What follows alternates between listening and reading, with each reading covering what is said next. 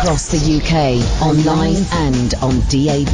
A new kind of talk radio. We'll get you talking. Talk radio.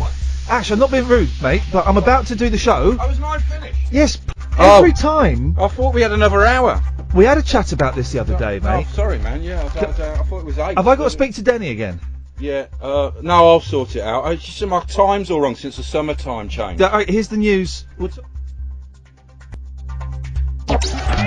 Late night, Ian Lee on Talk Radio. We have ways of making you talk.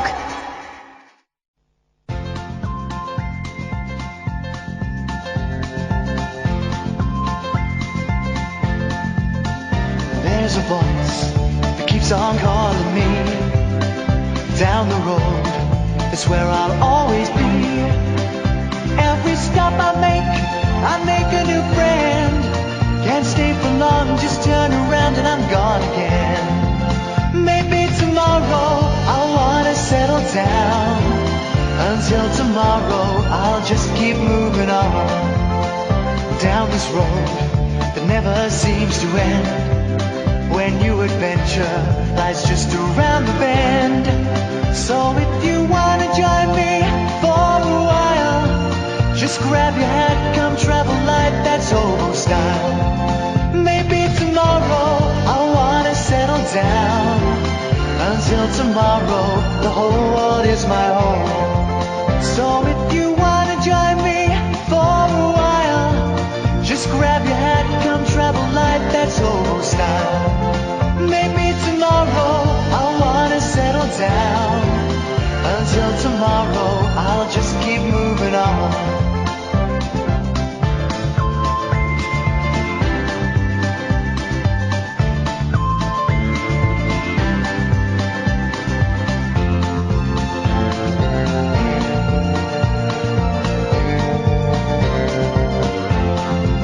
Maybe tomorrow I'll wanna settle down. Until tomorrow I'll just keep moving on. There's a world that's waiting to unfold. A brand new tale no one has ever told. We've journeyed far but you know it won't be long. We're almost there and we paid our fare with a hobo song. Maybe tomorrow I'll wanna settle down. Until tomorrow I'll just keep moving on. So if you wanna join me for a while, just grab your hat, come travel light, that's old style. Maybe tomorrow I'll find what I call home. Until tomorrow, you know I'm free to roam. Yes, Alan. Hey, Hello, Alan. Periscope crashed again. You've got to take that sausage roll, I'm hoping it's a sausage roll, out of your mouth. There's something wrong with Periscope. Well, I've got 327 people watching me right now. Periscope.tv/Ian Lee. My internet's crashed. Well, I think you need to go and put another 50 pence in the Wi-Fi. Well, while I'm doing that, what are the topics for this evening? I haven't got anything. What? 4 weeks in and no topics? Well, we don't really do topics anyway. Let's be honest, Alan. I've noticed, and you've noticed, that when I sit here... Why is there an echo on the line, Alan? No, I'm not on speakerphone. No, well, you've done something to your phone. You've noticed, and I've noticed, and the listener has noticed, that when I sit here and I toss out topics, that no one really calls in about them. But that's not why we haven't got any topics tonight, because, you know, I still like to come in and at least pretend I have content. I tell you what happened before the show, Caddick. Go on. I called up an American lady... Well, I called up an American man, a guy called Henry, right? He's called Hank. Did you realise that Hank is short for Henry? No, I did not know that. You knew that John was short for Jack, or the other way round? Jack was short for John. Yeah? Yeah. Call him back, because that echo's doing my nutting. Call him back.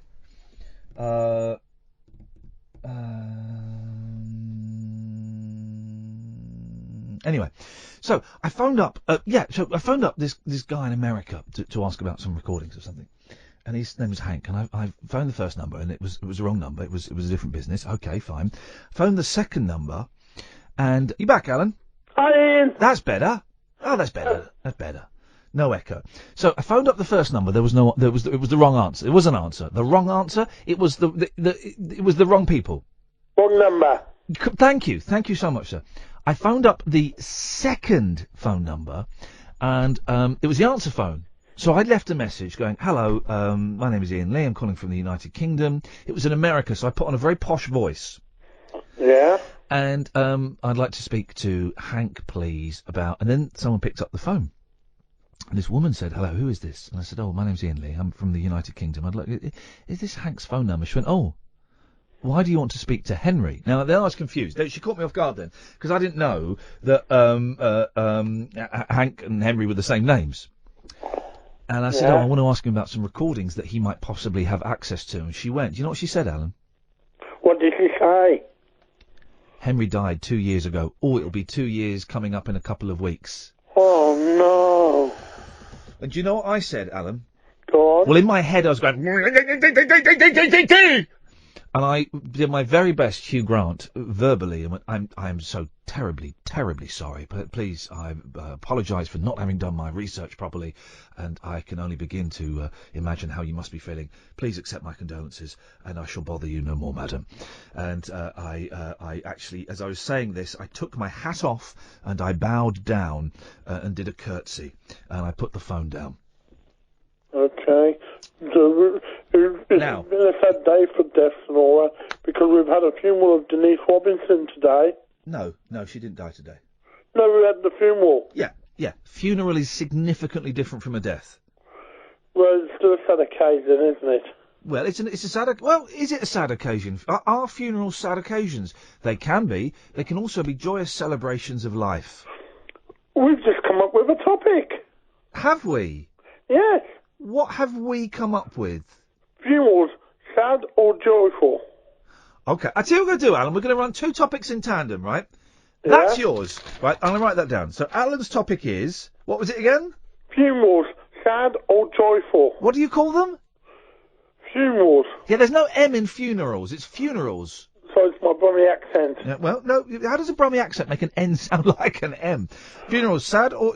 we'll call them that. Funerals, sad or joyful. And my topic is, and this is where I like to think my genius, if I have any, may lay. Okay, the malaise is affecting the mayonnaise.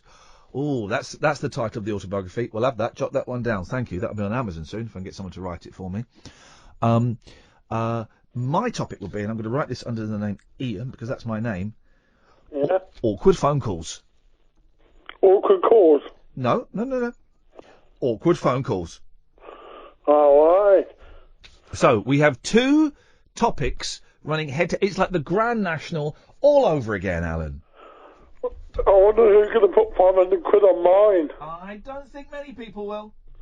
Well, I think mine's about 50 to 1 and yours is 7 to 1 favourite. Well, let's see, because I've often been caught out in this game before.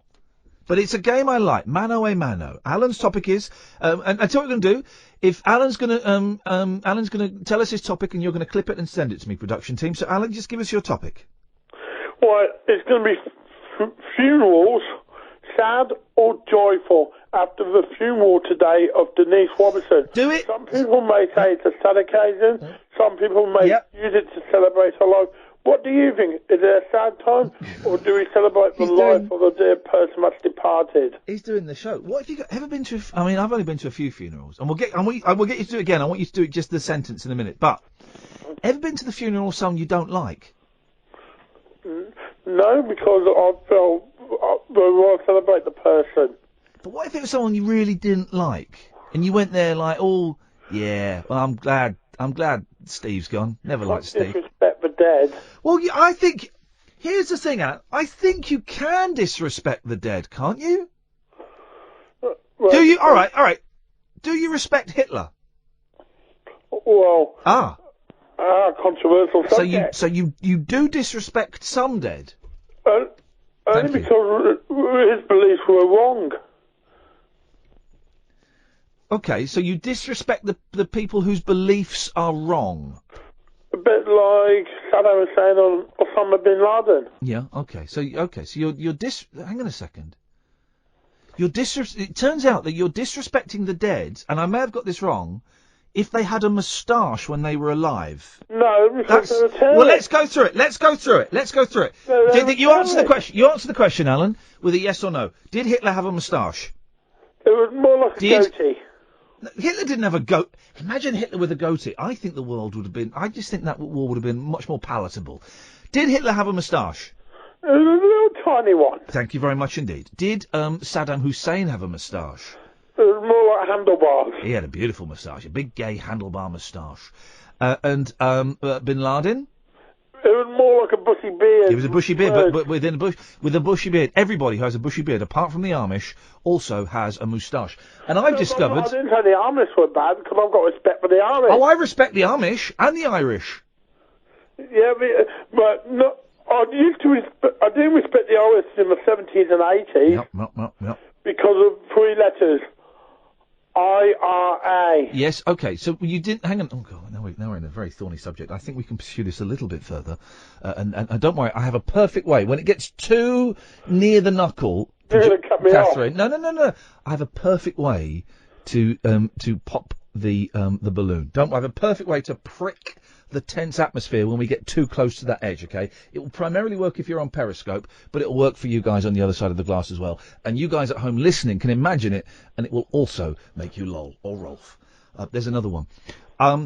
You disrespected all of the Irish in the 80s because of the IRA. After what they did in 1974 to the pubs in Birmingham. Yeah, you're terrible. The Birmingham pub bombs were awful. But that was only a tiny minority of the Irish. That's like saying you disrespect, and boy, I'm going to say it. I'm going to say the M word. I'm saying it. You disrespect all Muslims because of ISIS. No. Oh. Aye. Well, they're a minority of Muslims. Thank you. And it was, and you've answered your own conundrum. It was a minority of the Irish. Would you like me to prick your balloon now, Alan?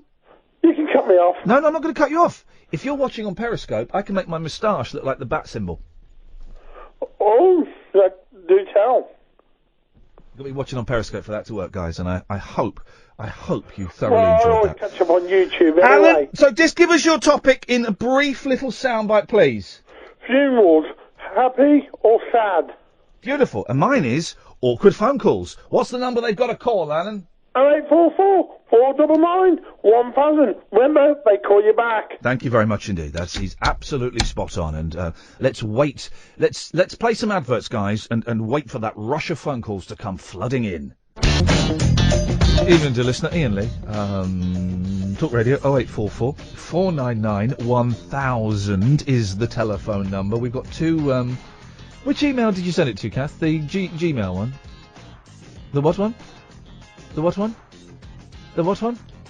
The what one? I can't hear you. I can't read your lips. Okay, thank you. Well, it's not there. We'll wait for that to come. While we're waiting, Daniel's on the line. Good evening, Daniel. Hello, Ian. Hello, Daniel. How are you? I'm not bothered, actually. Okay, fair play. Good. No, you're right. You realise what you've done, and then you backed away from it. Perfect. I respect that. My health's not in question, so let's move on. Let's move on. I've been watching on Periscope again. Don't know if you remember. Last time I rang, I was complaining about Periscope, and then I dropped the S word. Oh, yeah, Daniel. Yes, thank you. I had to do your dirty work yesterday.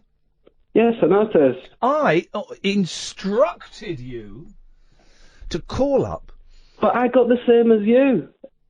The guy, he answered the phone, and it was like any other radio. For those who don't know, hang on a second. I asked Daniel. Daniel phoned up and dropped the S-bomb on my show. I said that was inappropriate, and I was furious. You goaded me into doing it. Yeah. No, I did. I goaded. I then instructed you to phone up Talk Sport, where Andy Goldstein was bragging to me the other day, wanger in hand, that it was acceptable to say the S word on Talk Sport. And so I instructed you, as your military commander, Daniel, you are a sleeper cell, and I activated you. You call me sir now. I activated you to call up Talk Sport and drop a bomb on TalkSport. The S-bomb. You did not do that. I had to phone them up yesterday and pull down their pants and spank their backsides instead of you. What the hell's going on? It was a pleasure watching it, sir. You could suck up to me all you want, Daniel, but what happened to your mission? I tried. I rang the radio station. I know nothing about sport. Okay. Absolutely nothing about sport. Okay, so soldier. I pulled up Sky Sports. Yes, soldier. There was something about, is it Bescaloni? Okay. Somebody called Bescaloni. I said, I'd like to talk about Bescaloni. Bescaloni. Bescaloni. Yes. He said, we're not taking calls. I said, yeah, put me on, mate. He said, no, we're not taking calls. And then he tried to get me off the phone, and that was the point where I thought... How did he do that? Was he talking sexy? Oh, you mean get you off? I see he wanted you to put the phone down. Yes, sorry. I wish he was talking sexy. No, he tried to get rid of me. Wow. What do you mean tried to get rid of you? Because he could very simply touch a screen twice, and that would have got rid of you. Well, he was probably being polite and saying, we're not taking calls, please go away. And at that point, he changed his tune. And he was like, oh, what do you want to call about? Oh. And at this point... What I'm hearing is, Daniel, what I'm hearing is excuses, but I'm not hearing, I'm not hearing an apology. There's some noises. Well, that's like when the Fonz has to say sorry. Ever seen the Fonz try to say sorry? Or that he was wrong? He can't do it. He goes, I was... That's true. I don't think I've ever seen the Fonz try to say sorry. Wrong. Does it like that? It's heartbreaking to watch. He's too cool to say sorry. He's too cool. But what the Fonz doesn't realise, of course, that saying sorry is cool. Exactly. Daniel, you are forgiven. I am sending you back to sleep as a sleeper cell to wait activation for your next mission, sir. I will get them, and I will get them good. Go back to your normal life. Pretend this conversation never happened. 0844 499 1000 is the telephone number. Happy Tree's on the line. Yes, Happy Tree. Hi, I have been activated by the Caddick. Uh-oh, go on, yes. His genius issue of the day has roused me from my slumber. Hang on a second. Kath, is there any way you could bring that on a memory stick? Because it's not coming through to me for some reason. I don't know what's going on. It might take a while. Okay, so we're having topic wars. Alan Caddick, we've yet to receive the audio from Alan Caddick, but he is asking funeral sad or joyful, and I'm asking very simply, and I think slightly more directly and perhaps even betterly, awkward phone calls after I called up and spoke to an 87-year-old widow and asked for her dead husband. Boy, oh boy, that was all quite But you're strangely, Deputy, you're calling in for Alan's funeral sad or joyful? Well, I mean, it's a kind of a mixture of both, really, isn't it? Because it's all in the same domain. So I have been to 3 funerals in my life. Yes. My mum, my dad, and my girlfriend. And the parents' one is kind of, you deal with it because it's in the normal order of things. Yeah. So, that's the consolation. Just like, oh, well, they should go before I do. I nearly said something callous, and then I hesitated, but I'm going to say it, because I don't think it is callous, actually. I just think it's maybe a little abrupt. And maybe people will disagree with this, but your parents and your partner, they're the 3 big ones, aren't they? All funerals are big, and I realise I'm now ranking funerals. Yeah. But parents and partner, if you have, in inverted commas, normal relationships with your parents, whatever the hell that means, your parents and your partner, they're the 3 big ones. Yeah. And you've done them all, man. That's hard work. Well, it was nothing to do with me. No, I'm not saying you, the reason the funerals happened was because of you. I'm saying you've at the very least attended the 3 what could be perceived to be the 3 hardest funerals that one has to go through in their life. Yes, so I got them done quickly to get them out of the way, and it's all uphill from here. But so I mean, my dad was a long time ago died of a heart attack quickly. The funeral was kind of a dreamlike state because it was my first contact with anybody dying, really. And so I was living in France, and so I kind of sped back to Scotland and stood there, and we were in a church, and I was like, what is going on here? And then I went back to France. And then Diana was, well, obviously, it was the accident. And that, don't want to dwell, I mean, obviously it was probably one of the worst days of my life. Yes. So in that way, it was horrible. Yes. But there was a joyful element to it. Go on. Which was very surprising. Which was, we were in the church in our hometown, in Pärnu, as it's called, and very shocked because, Estonian funerals happen a bit differently. And also, you see a funeral on television and you think, oh, you go to the churchyard and there's the vicar and then the thing, and then you walk away and the gravedigger takes care of it. Well, here, we all had to put the earth in ourselves. Yeah. So we were standing there, like, shoveling and chucking things in, and I'm thinking, this is all very hands-on. And it was -15 with snow all around, so it was a bit of a weird situation. But the point of beauty, if you like, in the whole proceedings was that she was in an open casket in the middle of the church, which shocked me because I wasn't aware that it was going to be open, but never mind. Yeah. And in the middle of the vicar saying whatever it was in Estonian, so I didn't really understand what he was saying. This tramp came in from outside because the doors were left open. Yeah. And this homeless guy with a big straggly beard was wandering down the street. And he sort of looked in and saw, he realised, oh, there's a funeral going on in there. And he was probably quite drunk, or I don't know, maybe he was ill or something. But, you're not very well when you're a homeless person. It's not a healthy lifestyle. No, generally. So he kind of staggers in to the church, and everyone's like looking at each other going, oh, what's this? Yeah. And I'm sitting there, and he walks up, and in complete silence, it's like the reverence on his face was amazing. And he just walked up and looked at Diana in the coffin and then looked around at all of us. And I just got this burst of feeling that he here was, I'm not a religious, I'm a spiritual-minded person, but not really religious, but I will use the terminology. It was like a messenger from God to say, here is somebody who society looks down upon as being, a kind of rejected, forgotten type of person. And he's walked into this situation, which was, you would think would be an awkward moment of kind of a faux pas.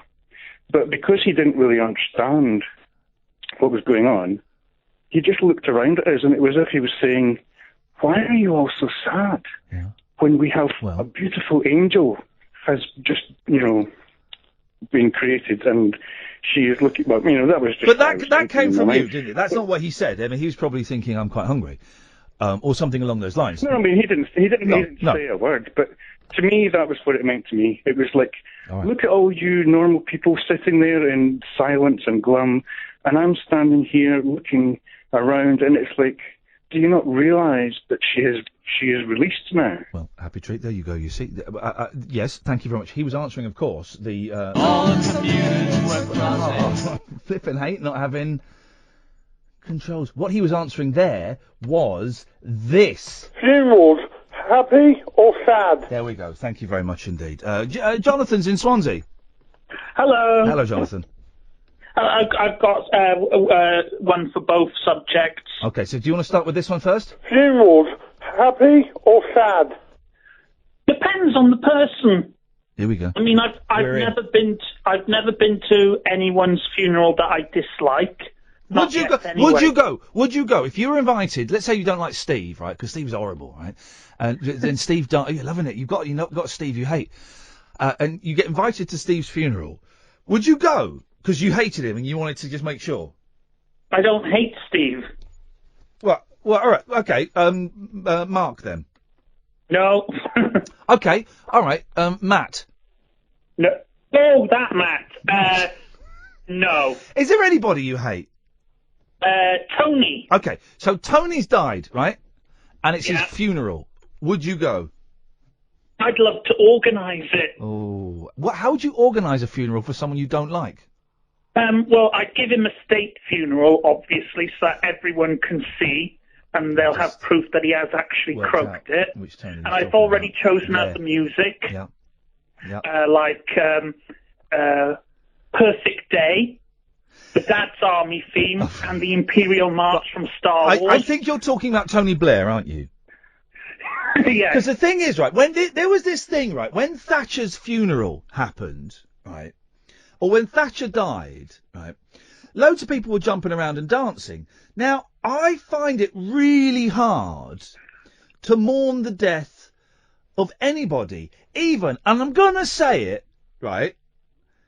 I'm going to say it, but I've not quite got my thoughts on this clear, so we can explore this a bit. Even when Osama bin Laden died, right, I found it, which you probably reckon he's still alive and held in a CIA prison while he's controlling the world. No, he died way before. Oh, he died before. You're right. Yes, he died before he was killed. You're correct. Yes, but even when Osama bin Laden died, I felt. First of all, I felt, oh, that's good. Then I felt, oh, that's sad. And then I felt, oh, I don't know how I feel about it. But it's probably for the best that he's died. I was of the opinion, oh, pity we couldn't take him alive. No, Jonathan, stay there, because I want to carry this on. I've got to do some ads. But didn't Jeremy Corbyn get in trouble for saying that? Oh, it's a shame that Osama bin Laden was killed. And then if you read the rest of the quote, because it would have been nice to have seen him in a court of law facing trial for all his crimes. 0844 499 1000. Jonathan, stay there. Barry from Watford will come to you after this.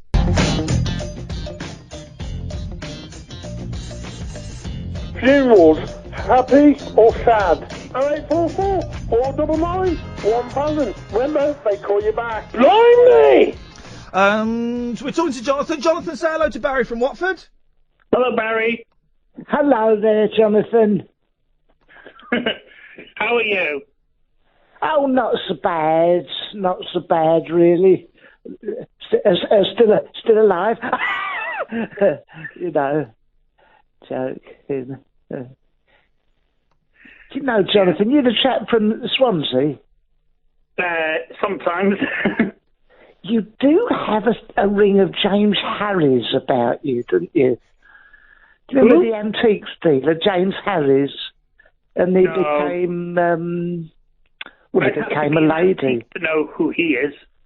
You know, the one, he became a lady. I'm sure your listeners will know him. Remember, he was on Wogan as a little boy. Everyone's becoming a woman these days. It's hard to keep up. Yeah, fair enough. Fair enough. What was your conjecture about funerals, happy or sad? I missed it. I was speaking to the operative. Well, most people are decent people, so it is sad in one way, but in another way it's a celebration of life. But there are a minority who, quite frankly, I would relish with glee their passing. Right. Jonathan, let me tell you something. I knew that I won't give his surname Brian. He lived near Harrowfield, near me. And I wasn't mad on him, and he died. We went to his place, and what I was really finding up about is this cliche, it's what he would have wanted, people say. Now, this fella Brian had a lovely collection of old wines, vintage wines, and his wife, Julie, she, doled them all out, and she said, look, he won't need any more of these, this Brian. It was a right old misery. And we uncorked all this lovely vintage stuff. There was a lovely Portuguese one with a lovely smoky base, I seem to remember. Beautiful wines. And they was all shared around the people in the wake. And there he was, Brian, lying there in state, you know. And we'd all had all his vintage wines. I'll get to the point in a minute. Please do. We'd all had it. We'd all had his vintage. Going on a bit, and we've got a guest coming on. Yeah, nearly there. I know, but you said that, and it's. Let me guess. The best revenge is living well. Sorry, I'm halfway through stories. Everyone's just going to talk. It's going on a bit, and we've got a guest coming up, and I had drunk Brian's wine.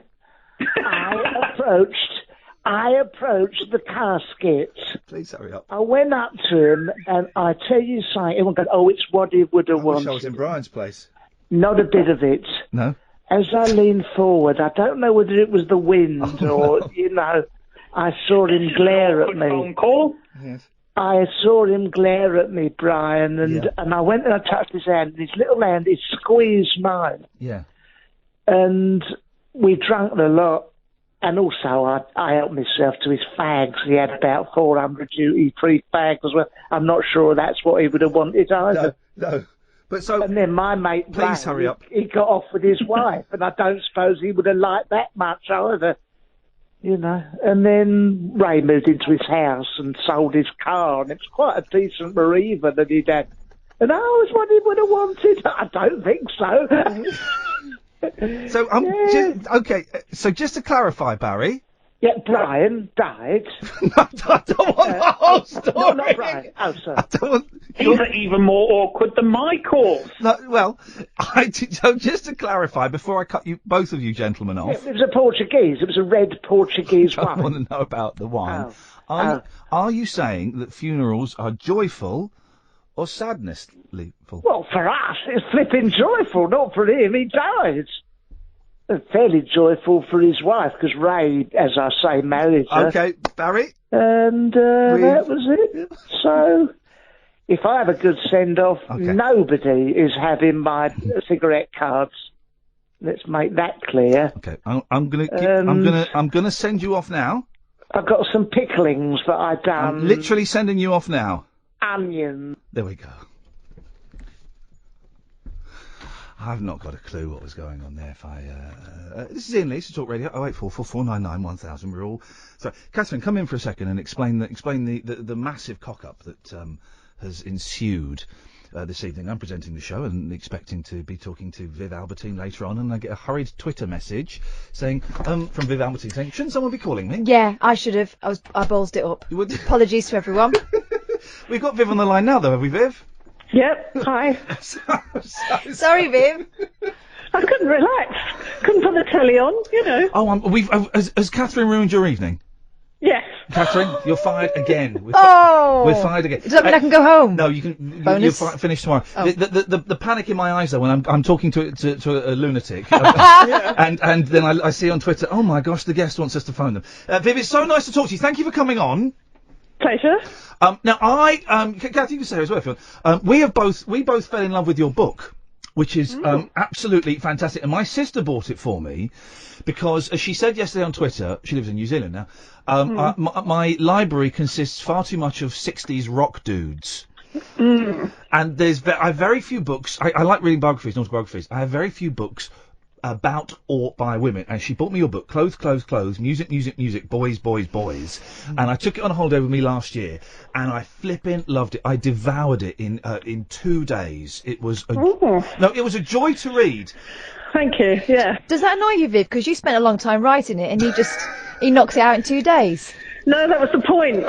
My dream was that people would read it on beaches. You know, it really was, and I didn't know if I'd achieved that.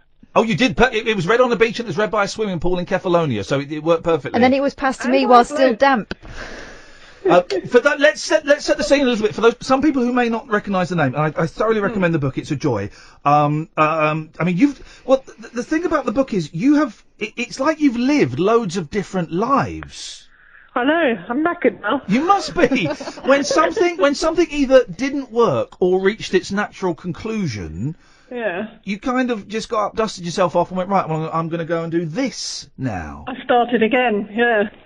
I guess the thing that people may be most aware of, well, I don't know, that's a silly thing to say, but is that you were in the Slits, which was one of the punk bands in the late 70s. Post-punk. Post-punk. Well, this is the thing about punk. It was so quick. Yeah, 18 months. And I was just a baby when it happened, I'm afraid. I kind of missed it. But it was so quick that I never know what the right terms are. Tell us a little bit about the Slits, because it was an primarily it was an all-girl punk group, wasn't it? Post-punk group. All-girl, sort of, I don't know, we were very sort of strict with our rhythms and our lyrics and everything about us, our clothes, you know, we were going back to sort of ground zero, we felt. Yeah. And we would mix up all our clothes, which sort of showed all the cliches and stereotypes that were forced on girls at the time, or expected of women and girls at the time. So we might wear S&M and a brownie uniform and a tutu and Dr. Martens and rubber stockings, you know, and it was like everything expected of a girl all in one. And it was very shocking and sort of antagonising to people at the time, especially men. And we got sort of stabbed and attacked everywhere we went. And also, you know, when people came to our gigs, 100 people, couple of hundred people or whatever, they'd never seen girls play guitar or drums before. I mean, when you think of how outrageous that sounds, Yeah. that they would stand there and be absolutely shocked just to see a girl holding a bass guitar or playing drums. So we had a lot of barriers to break through, really. And I still can't think of that many girl groups where they do play their instruments. I mean, the obvious ones are the Bangles and the Runaways, and but it's harder to name. You try and name half a dozen of them. You say you got now or from then. You mean? Well, from any time, really. I know. We thought we'd kick off a whole revolution, and then it sort of went dead for about 20 years, and then then girls started to sort of reappear in bands or appear in bands. You mentioned you got. It's not so unusual now to see a girl in a band. You mentioned you got stabbed. Yeah, well, Ari, who was only 15, when we sort of started, she was stabbed loads of times when we were together. She was the one who riled them most for some reason. I mean, she was very, very outgoing and sort of big personality. Yeah. We were wild, we expected everything from the world, and it was a very patriarchal, like a 1950s world in the 70s. People think the 70s was all sort of orange and brown fabrics and curvy white plastic furniture, but it wasn't. It was a real 1940s or 50s mentality. So Ari had been on stage, and she had a wee on stage, didn't she, quite often? Yeah. Well, you've got to go. You've got to go. You've got to go. To be rock and roll. She didn't want to leave the stage and miss out on anything.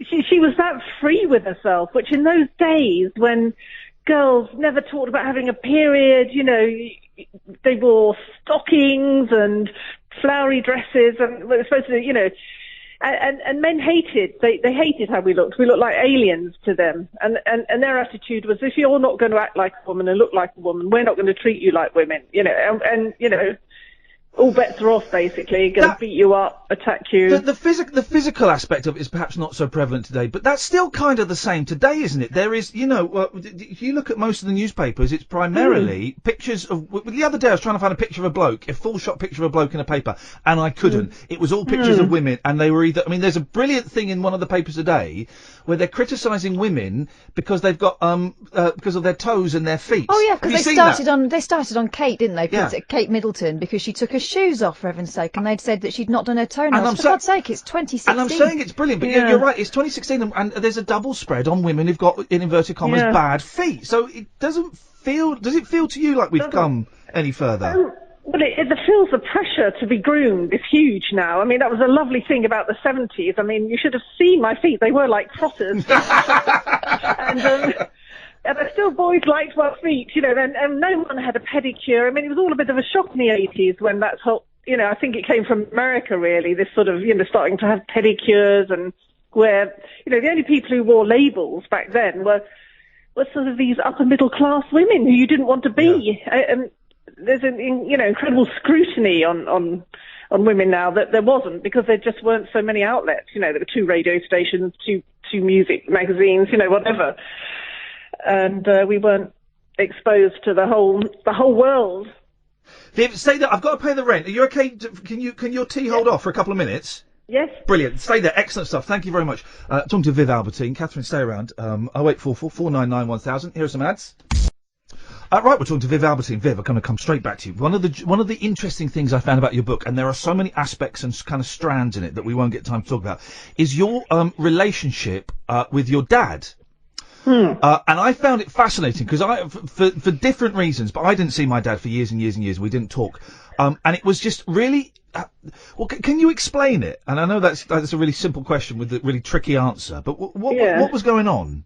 What was going on? I don't know. I'm still trying to make sense of it now. Really? But he was a very simple man from Corsica, and a bit of personality problem, which had no words then. I mean, there was no mention of Asperger's or autism back in those days, and he was on that spectrum very much. But and so most of my family, including myself probably, but there were no words for it, and so everyone just thought autistic or Asperger's people were annoying and horrible, basically. And I think bit by bit, because he was the worst in the family, we thought that more and more about him. And he became more and more isolated. I mean, it's a very complicated response, really. So it became estranged. because we just thought he was awful. There were no words, there were no way to frame what he was. There's that very touching bit in the book when he's passed on, and you're cleaning his house. Is it in France, isn't it? I think he ended up in, and you're kind of cleaning the house, and it would have been very easy, I imagine, I don't know, to kind of just turned your back on him completely. But you did. There was movements towards reparation, wasn't there? Yeah, I felt I needed to not hate him and not fear him because he's grown to an ogre in my head, probably through my mother's, trashing of him. Yeah, of course. And, because people do that when they split up with people. But, and I felt I needed to sort of somehow make peace with him and not be frightened of him because I couldn't have relationships with men. I had such suspicion and mistrust of men because, the only man in my life for so long had been this sort of awful ogre, I thought. So, yeah, it's complicated, and I probably will never quite resolve it. I'm still very suspicious of men. I mean, I was brought up to really hate men almost, really, to be honest, because my mother had been so wronged by them and just Isn't it funny the impact that our parents have on us, and we see the mistakes that they make and the bad choices that they make and go, I know that I do, I'm never going to do that. And I've ended up living kind of a mirror life to my dad, actually, and making a lot of the same mistakes that he made and that I resented him for. It's gutting, isn't it? It is gutting. It's absolutely you hope the one thing you'll do. I mean, someone said to me once, the only thing you have to do in life is be better than your parents. And in that way, the world moves on just incrementally, in little steps. And I fear that we can't even achieve that. What are you doing? What are you up to now, Viv? Because I know you released the solo album, The Vermilion Border. You did your first solo gig in 2009. Is that right? Probably, sounds about right. That sounds incredible, considering, you were making music sort of, in the late 70s, and it took that long to do a gig on your own. But you didn't think you could sing on your own, did you? No, I couldn't sing, I couldn't play, but they came, what really woke me up again was the internet. I just, without almost consciously thinking of it, felt there's a little crack opened again where you don't have to be the norm, I can be any age, I can be any person. It's not down to a guy company to say yes or no, like a bouncer at the door. You can come in, you can't. And that's indies, majors, whatever. There was no gatekeeper, and that's very important for sort of outsiders and disenfranchised people who don't fit, that there's no gatekeeper. And it was the second time only since, first time being 77, that I felt I could creep in that crack again and have a go. And what was it like the first time going out and playing? Oh, God, terrifying. I made a complete fool of myself. I went around doing open mics all around the coast where I was living down the south coast, just as a middle-aged woman with an electric guitar. No one that knew my history or probably even cared, because the Slits weren't even cool, back then. It's only happened in the last 5 or so years that we've been rediscovered.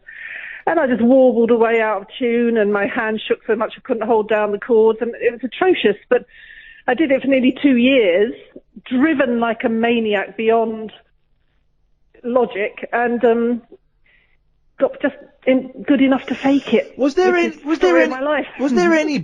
when you were doing those pub gigs that kind of nudged themselves and went, isn't that what's her face from that band? Was there any recognition, or was it you? Twice. Twice in 2 years. One guy came up to me and said, "You ever heard of a band called The Slits? You remind me of them." And it was a very beautiful moment, actually, because it's I was doing completely new stuff. Yeah. Just dragged out of my body from nowhere. I hadn't listened to music for 10, 15 years. And to have him say that, and I think no one recognised me at all. I didn't look the same. And one other comment about the Slits somewhere along the line. But, bit by bit, as I kept playing, people will come up to me and say, "I know what you're saying with those words. I know what you mean. Young people, old people, fishermen, whatever, and that gradually... It was the honesty that resonated with them. Yeah. It didn't matter about the technique, which of course with rock or pop, well, rock really, it should never matter, the technique. It's not what it's about. I found that really moving, that part of the book, because you kind of lost that part of yourself for a long time, didn't you? Yeah, it was dead. I completely denied everything about my past, everything I'd done, never spoke about it, tried desperately to be normal for about 15 years. I mean, I tried with all my might to be normal. And I've given up on that now. I mean, it's still an uncomfortable feeling not to feel like you fit in, but at least I'm not amongst people who are, just mirror back to me every day that I'm not normal, sort of thing. You mentioned honesty, and the book is one of the most honest books, autobiographies I've read, because it's all in there. The relationship with your dad, the breakdown of your marriage, the illness, and it's you kind of lay everything bare and open. Were you anxious about doing that? Were you worried about being so open? Because it is really rare in an autobiography. It's sort of the way I do things. Yeah. I mean, it's the only way I know. I can't be bothered to do anything unless I do it completely honestly. I mean, to me, I wasn't going to write a book and feel it wasn't of any use to anyone. And I sort of, in the back of my head, was almost writing it for young people and young women, as it was like a self-help guide disguised as a memoir, because I'm not really interested in a memoir, but I have lived such a sort of, I don't know how you'd say it, but such a sort of full life in many ways, but not in a great way, that I just felt there was stuff that young people could learn, that they'd love to hear the truth about those situations. Maybe, because of course I've got a daughter, and I thought, well, is it irresponsible of me to talk about drug taking and sex or whatever? And I thought, no, because every time I do something stupid, there's a consequence. Yeah. And, it's all very well saying, oh, it was a laugh, we did this, that and the other, but actually there's always a bad consequence. You don't get away with this stuff. And I've got kids, they're only 6 and 4. I know that at some point in their life, they're definitely going to have sex. At some point in their life, they're probably going to have drugs as well. And it's we have to kind of share our experiences and our mistakes with them and say, this is what we did. Off you go. It's up to you now. Yeah, although I hadn't really intended to say, I couldn't have done it before she was 15, I don't think. I couldn't have said what I said. And I actually didn't intend to, I didn't know what I was going to write. I didn't think, I'm going to write absolutely honestly about my body and this, that, and sex and the failures. Sometimes I wrote those chapters just to make myself laugh. Or give myself a boot up the bum because it was feeling a bit like homework writing the book. Yeah. But of course, once the chapter was written, it had to go in. Yeah. And it wasn't actually until I handed the book to the publisher that I started to sort of almost have a mini breakdown, because I thought, oh my God, what have I done? No one will talk to me. I'll be trolled. I'll be hated. I'll be laughed at for what a fool I've been all my life. Yeah. Oh, but the honesty is what makes it. Viv, we're running out of time. I did ask you a question and I skipped over it. What are you up to at the moment? Oh, yeah, I'm writing another book at the moment. I kind of feel I haven't got much to contribute to music. I just want to feel passionate about what I do. So I'm not ready to make any more music at the moment, but I do love the long form of the book. So I'm halfway through another one now. What's that? It's almost a prequel in a way. What made me build up to be that girl, one of maybe only 10 who picked up a guitar in 76. Yeah. But without any role models, ability, confidence, money. Why did I do it? Listen, when it comes out, you have an open door here. You can come and plug it as much as you want. And you're right. It's an inspirational book to read. Hugely, and you made me itch for a new guitar as well. And it's that thing of you felt you couldn't do it, but you did it anyway, and that's a huge amount of bravery in that. Yeah. It is for a shy person as well. Yeah. Viv, it's so nice to talk to you. Thank you so much. I've been really looking forward to this, and I'm sorry we got the time wrong. I won't do it again. Thank you, Viv. Take care. Thanks very much indeed. It's Viv Albertine. The book is an absolute joy. Okay, if you want to read it, clothes, music, boys. And so my sister got it for me, birthday last year, I think it was. And she said, because you've just got too many books by 60s rock dudes. And I kind of thought, okay. And I took it on holiday with me, 2 days. I devoured it. I handed it to you, and you kind of went, you devoured it. Loved it, and I love her. She's such an inspiration. It really is. And I know she, she mentioned it's inspiring to young women and women of all ages. It's inspiring to middle-aged people as well, because that thing of her going out, with a failing marriage and going out and wanting to reassert herself artistically, and that being okay. Yeah, and going up to pubs and doing an open mic spot, and it's terrifying, And I when I went and did stand up comedy again for a little while, it's that thing of going out and going, do you know what? I'm going to have a go at this, and it doesn't matter if I get laughed at or if I get people, point the finger. None of that actually matters. I'm just going to do it for me and see what happens. It's a brilliant book, and I thoroughly The recommend. CD's amazing as well, Vermilion Border. There we go, ladies and gentlemen. Thank you very much indeed, Catherine. You are. That's 2 strikes, 1 more strike, and you're out. Excellent. You did a Nash with Albertine. That's what you did. 0844 499 1000. This is Ian Lee. You're listening to Talk Radio. Talk Radio. Oh, there we go. Well, I was expecting that a little bit later, but it's done and dusted now. Viv Albertine. If you want to follow her on Twitter, Viv_Albertine, and I've just tweeted at Ian Lee the link to purchase her book. Honestly, it's a brilliant read. Tomorrow, Tommy James of Tommy James and the Shondells. He wrote Moni Moni, and I think we're alone now. Come on. 0844 499 1000. This is Ian Lee. This is Talk Radio.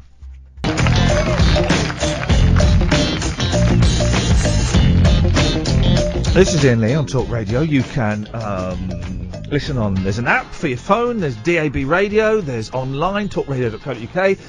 You can watch on Periscope, periscope.tv/Ian Lee. And we've got 240 people watching us now. Good evening. Welcome. The best thing, though, is you can call us up. Now, what are we talking about tonight? Well, not really a lot, to be honest. I've kind of got nothing for the show. I was expecting to speak to Viv. I was kind of filling for the first 90 minutes of the show, as I'd been told that we were talking to Viv. There's my Chinese coming back up. I was told we were talking to Viv at 11:30. So I was kind of hoping we could fill for the first hour and a half, and then we'd talk to Viv, and then the last hour would sort itself out. That was my production for the show. And then to get a tweet at 25 to 11 from the guest saying, shouldn't someone be calling me? Tweet of the day, guys. Tweet of the day. So what are we talking about? Well, I'm asking awkward phone calls that you've made after I phoned up to speak to a gentleman, only to be told by his widow he died almost 2 years to the day, and you have never heard a man split out of a phone call so quickly. 0844 499 1000. And then Alan Caddick phoned in with this. Oh, no, hang on a second. He phoned in with this. Funerals, happy or sad? Yes, didn't he just? Blimey! But you know the rules as well by now. I put this stuff out here, and you guys can call in about anything you want, whatsoever. Remind me, I'm going to play a little bit of the Slits later on. I got thrown by an interview. I've got a brilliant song that the Slits did, a cover of Heard It Through the Grapevine. You will never hear a more spooky song ever. It is, honestly, it's terrifying what they did to that song, and I wanted to play it. But you can give us a call, 0844 499 1000. Andy Goldstein, he's eating the baguettes again. He's eating 2 giant baguettes and licking their ends. That's lovely. You should come in, Andy. Come in. Yeah, he's scared too. There's a phone call there, Id, and while you're taking that, I'm gonna take Bryn. Oh, what have I said? Yes, Bryn. Hi. Hello? Hello, Bryn. You're live on Talk Radio. Oh, how interesting. You know, the funerals, yes, I think that they should be considered happy because you're seeing family. Yeah. And that's something special, and if you just ignore the dead person there, it's like a wedding, isn't it? It's like a birthday party or hang on a minute, you've just said that the funeral is like a wedding if you just ignore the dead person there. Well, okay, when you go to a wedding, how often do you pay attention to the people getting married?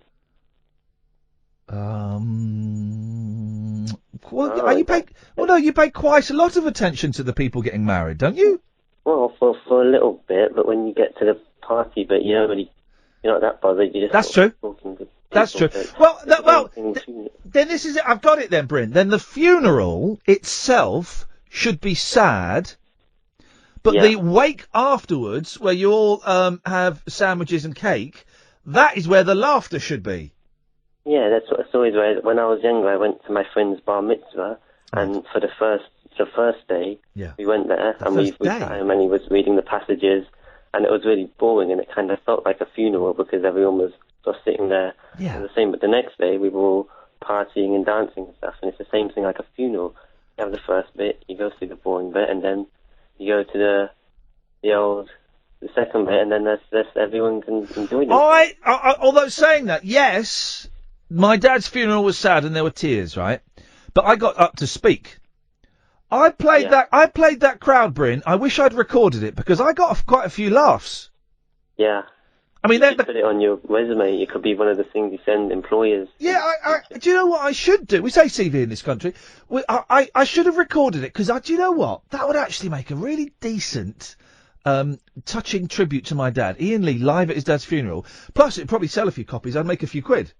Yeah, you gotta make a TV show where you go to people's funerals and make them laugh. That'd be nice. Bryn, this is awesome. I love it. Yeah. What happens at a bar mitzvah? I've never been to one. Well, you just go there, and there are about 50 people there. Yeah. Like, you know, Jews and stuff. And then I went when I was 13, and it was my friend who was also 13. So we were only there were only 6 or 7 other kids there. So we were just there sitting at the top. Everyone else sat at the bottom.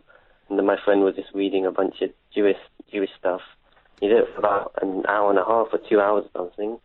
And then that was it. And then we went home. And then the next day and the night, we had to go to this place, and we were just partying for the whole time, dancing and eating and stuff. Yeah, I like the eating bit, the dancing bit. Yeah. Can I not just stay at home and read? Well, maybe, but you know, it's bar mitzvah. You know. Yeah. You seem a bit Jewish, so I thought you might enjoy that. What do you mean? What does that mean? You seem a bit Jewish. Well, if someone said you were Jewish, or you had a Jewish descendant, I wouldn't be that surprised. Okay. That's a compliment. I take it neither as an insult nor a compliment. Okay, I've got that. Okay, yeah. Well, you know punk rock? Yes, I do know the punk rock, yeah. Oh, yeah. I remember punk rock like it was only yesterday. Mr. Buzzcocks on my shoulder singing in the most peculiar way. Yeah, so punk was in the 70s. Was around then. Why isn't it around now? Why isn't it around since? What, punk? Why isn't it been? Yeah. For the most part, it wasn't very good. Oh. Some of it was good. Some of it was good. It was always going to live, you know, be a quick blast. Some of it was good, but the majority of it was rubbish. Yeah. It was nice to be around. It was like all the Sid Vicious people. They weren't that talented. They were just sort of there. Viv was friends with Sid Vicious. I didn't get around to asking her about Sid. She was friends with Sid. Well, I think that Johnny Lydon, the lead singer with the Pistols, I think the Pistols were a good band. I mean, Sid Vicious couldn't play bass. Matlock could. But I think the Pistols were musically a competent band, and their Nevermind the album is brilliant. But the rest of it, the most rest of the punk albums, you know, you wouldn't listen to. I can't think of any other punk bands at the moment. Sham 69. Who's going to go home and put on a Sham 69 LP? Yeah, it's not like the Beatles. You just put it on to relax. You kind of have to be in the mood. Yeah, you got to be in the mood. You got to be in a headbanging mood. Bryn, nice to talk to you, mate. Cool, you too. Thank you for the call, Bryn. Bryn, we've not spoken before, have we? No. What? How did you find this show and this station?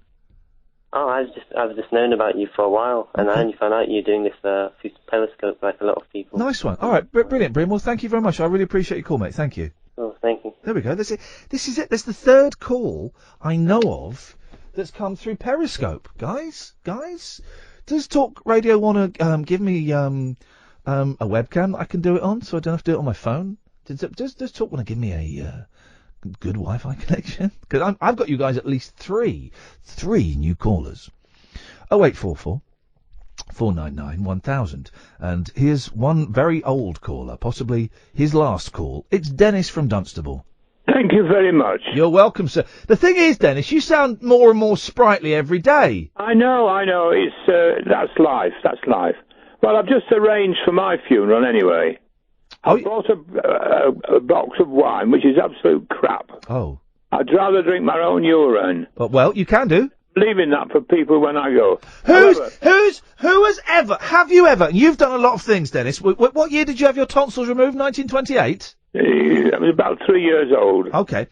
Have you ever, and I would do this if I had to, I would do this if I didn't have to, I'm tempted to do it now. Have you ever drunk your own urine? By mistake, perhaps, I don't know. By mistake? Yeah, some people do it, actually, because they reckon it's good for you. Well, yeah, but how have you by mistake? I mean, yes, I might have licked my fingers. Put it this way, I drink a glass of apple juice, and it comes out the same bloody colour. But why would you have a glass of pee next to a glass of apple juice? You never know. My wife would quite happily feed it to me, thinking it was apple juice. Anyway, that's... Why would your wife Yes? be harvesting your piss? No, Excuse she my wouldn't. language. I might have accidentally left it behind somewhere. However, that young lady who had a terrible do with her father and wound up, I had a glorious time with not having a father. Oh, good for you. My mother took me back to her parents, where she had a lot of siblings, and I had a glorious... 5 years old, they taught me how to drink whiskey, how not to smoke, and it was bloody brilliant. I'm bloody glad I didn't find him till I was 46. Well, there you go. You see. Well, you know, you were lucky because honestly, you should read Viv's. But do you read books, then? Yes. I write them as well. Yes. Well, what do you write about? All sorts of things. Erotic thrillers.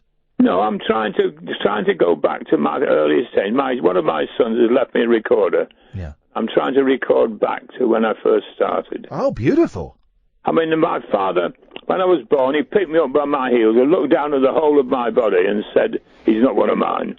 Oh. And then buggered off and left me. Well. As I say, that was the best thing he could have done. Yeah. He had a glorious time. As I said to you the other day, the only regret I had is that I didn't have any daughters. I had 3 magnificent sons, and we didn't have a daughter. But I've got grandchildren, I've got granddaughters. And so I'm happy like that. You can buy one on the internet. Who was that couple? Do you remember that couple? Welsh couple. It was somebody, did he? There was it was about. I did a TV show with them once, a quiz show. It was about 15 years ago, and they tried to buy a baby on eBay. Do you remember them? I wouldn't be surprised if somebody'd sell one. Yeah. They wouldn't get my granddaughter, I'll tell you. No way on God's earth. Well, I'm glad she's not for sale, Dennis. Thank you. 0844 499 1000. There was that family. There was a man and a woman, and they looked odd. Do you remember? They looked odd. And they became celebrities. They were on. I was on some stupid, terrible show called Stupid Punts, hosted by Patrick Keelty, and I was one of the panel on there. And I seem to remember them dressing up as fishermen catching fish. Anyway. And they were really famous. I wonder what happened to those guys. Wasn't she a witch? I'm maybe going off on too many tangents here. 0844 499 1000. 0844 499 1000. David. Hello, Ian. It was the Killshaws. What was? Hang on. Vicky. Yes. It was the Killshaws. Was it? The Killshaws. The Killshaws. The Killshaws. The What's Killshaws. the Killshaws? The Killshaws. It was Any the idea, Killshaws. Vicky? No. It was the Killshaws. The Killshaws. The Shores That Kill? A band? It was the Killshaws. Oh. Was it the Killshaws? Yes. I think it must have been the Killshaws. It was the I'm sure it must have been. It was the Killshaws. Well, Do you know what? I really do think it might have been the Killshaws. I'm thinking that as well. Mm-hmm. Yeah. What about you, All the Ian? things it might have been, it probably was the Killshaws. I'm not convinced if it was the Killshaws now. But you said it was. Now I'm thinking about it. It's the Killshaws. No. Yes, it is. Dave, what do you think? I don't know what to think now. You know, all these conflicting views. Seriously? I don't know if it was the Killshaws, Vicky. It Actually. was. Now I think on it. No, it definitely was. No, seriously. Dave? I don't know, mate. What was the Killshaws? Yeah, what was the don't know. Killshaws, Vicky? I don't know. So you don't think it was then? No.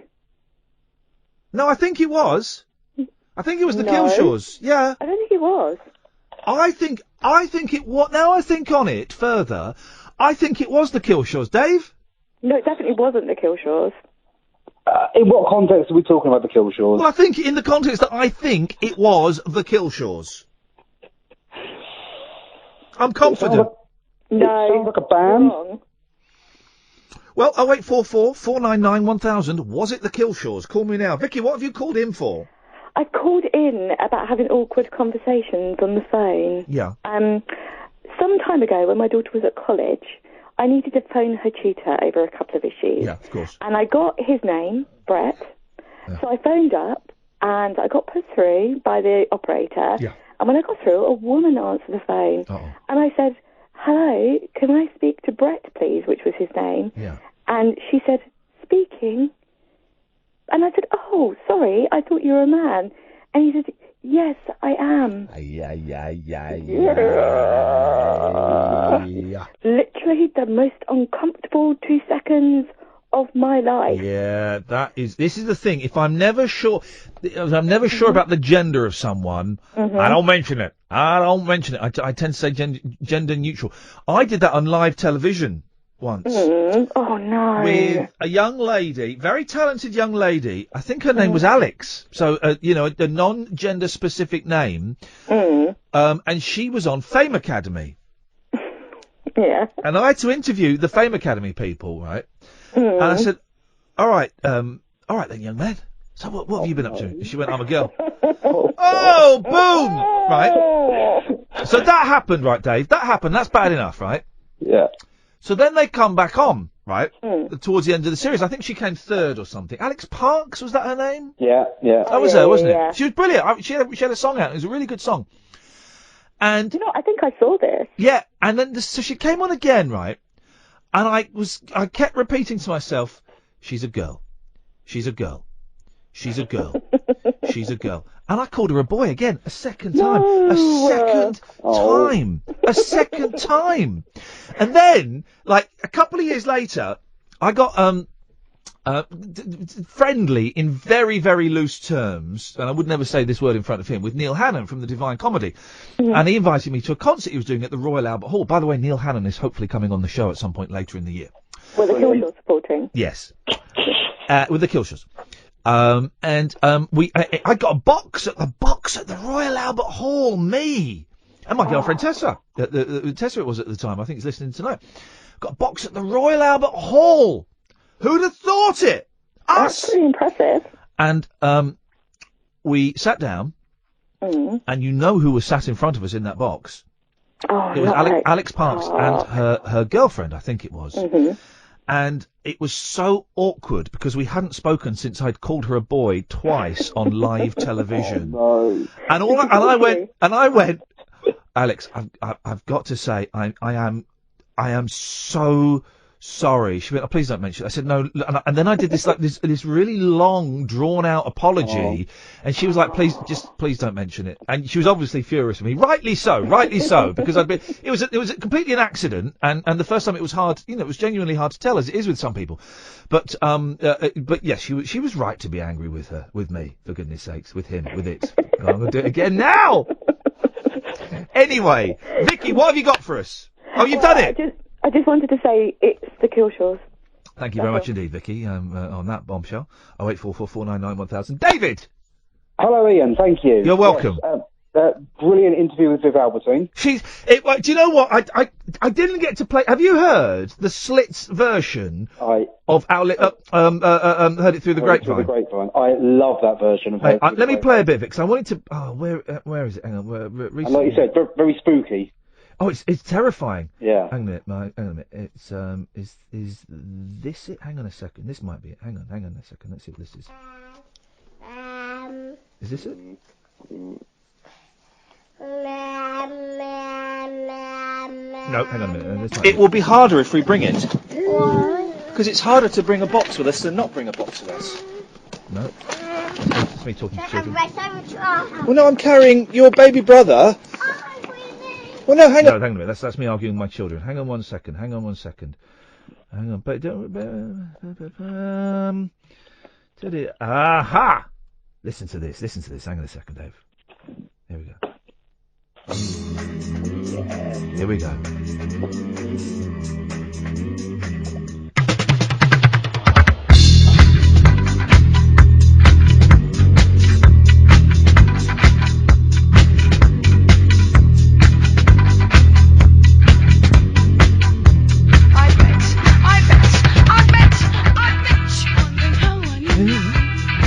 Your plans to me.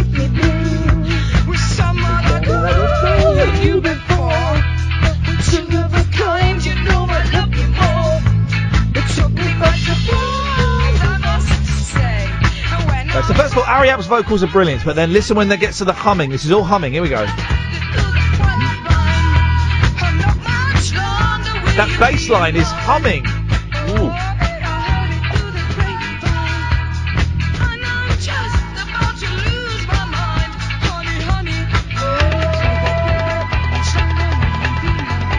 Oh, I love that. Have you ever heard the Stranglers version of Walk On By? No, yes, I have heard that. Yes, I have heard Sort of similar. I've got a brilliant compilation record from the early 80s called We Do 'Em Our Way, and it's all bands doing cover versions, and that's where I first heard the Slits doing that, and it's got Walk On By, and Flying Lizards doing Money, and Devo doing Satisfaction. I enjoyed that chitty chat with. I listened to Devo doing Satisfaction. I enjoyed that chitty chat with Viv, but I was so thrown. It was weird. I got her message. Oh yeah, Dennis, I will send that DVD of Pointless. I promise. He just messaged me. But I got the message from Viv that we hadn't called her while I was listening to Barry from Watford and Jonathan from Swansea, and I was aware that Viv was then on the line and listening to two old men talking about funerals and stuff, and I didn't. I wanted to look cool in front of her. That's what I wanted to do, and I don't think I pulled it off, Dave. I'd say you did all right. I don't think I managed it. Anyway, go on. What you got for us? I have got, following on from a conversation you had yesterday, I've got a time travel recommendation for you. I bet I've seen it. I don't know, because it's quite unusual, and I feel I owe you a recommendation, because it was thanks to you a few years ago at one of the old places. Yes. I first heard about time crimes. Okay. And that shot to the top of my list. Great film. Brilliant time travel. But absolutely brilliant. Great film. Have you seen Dr. Plonk?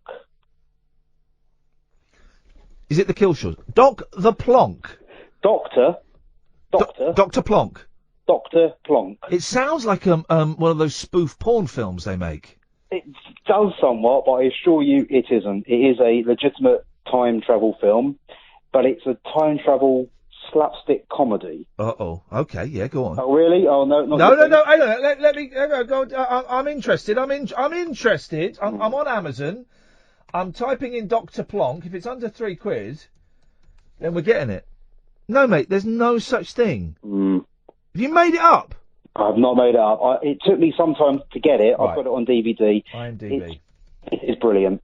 I'm going to IMDb. These are the bits that when people write about me on Digital Spy that they say I'm self-indulgent, I now understand what bits they're referring to. It's this bit when I look on the internet for stuff to buy. Dr. Plonk. Okay, we're clicking on... 2007. Oh, here we go. Dr. Plonk. A scientist and inventor in 1907, Dr. Plonk predicts the world will end in 100 years unless something is done about it. So when was it made? 2007. Mate, it looks brilliant. Do you remember The Artist, that film that came out a few years ago, the silent movie? Yeah. Dr. Plonk's similar because it's mostly silent. It's filmed like an old black and white silent movie, but it predates The Artist. It's way better, and it's got... Do you know what, buddy? Go on. I found it. Yeah. Ordered. Aye. I've ordered that. There we go. I really hope you like it. Yeah, so do I, mate. Otherwise, I'm good. Whereabouts are you, Dave? I'm in Hastings. Yeah, all right. Hastings isn't too far. I can quite easily pop over there and punch you on the nose. You heard how I spoke to Cundy last night, and he's a big fella. I can take anybody. Dave, you're a good lad. Thank you very much. I appreciate that. 08444991000. Yeah. You know, the show is kind of bobbing along very, very nicely. I'm not going to say this is an outstanding show. Viv Albertine, the exception, of course. But as your average show goes, I'm happy with this. This is bobbing along. Sounding great from my end. And it doesn't matter that it's not really about anything. Of course, we do have two big topics of the day. Mine, of course, is awkward phone calls, and Alan's is... Funeral, happy or sad? Well, we'll see which one is the winner. But we're just bobbing along. We'll take calls straight to air after midnight. You want to call in? 08444991000. We'll chitty chat. Tomorrow, Tommy James is coming on. Who I just love Tommy James, right? I love 60s American rock dudes. That's what I love. But Tommy James is absolutely great. Treat yourself, dear listener. Go and buy a Tommy James best of. You'll get one for a couple of quid on Amazon. That can be your homework for tomorrow, or go and listen on Spotify or whatever it is. Sam, I don't really dig the Spotify.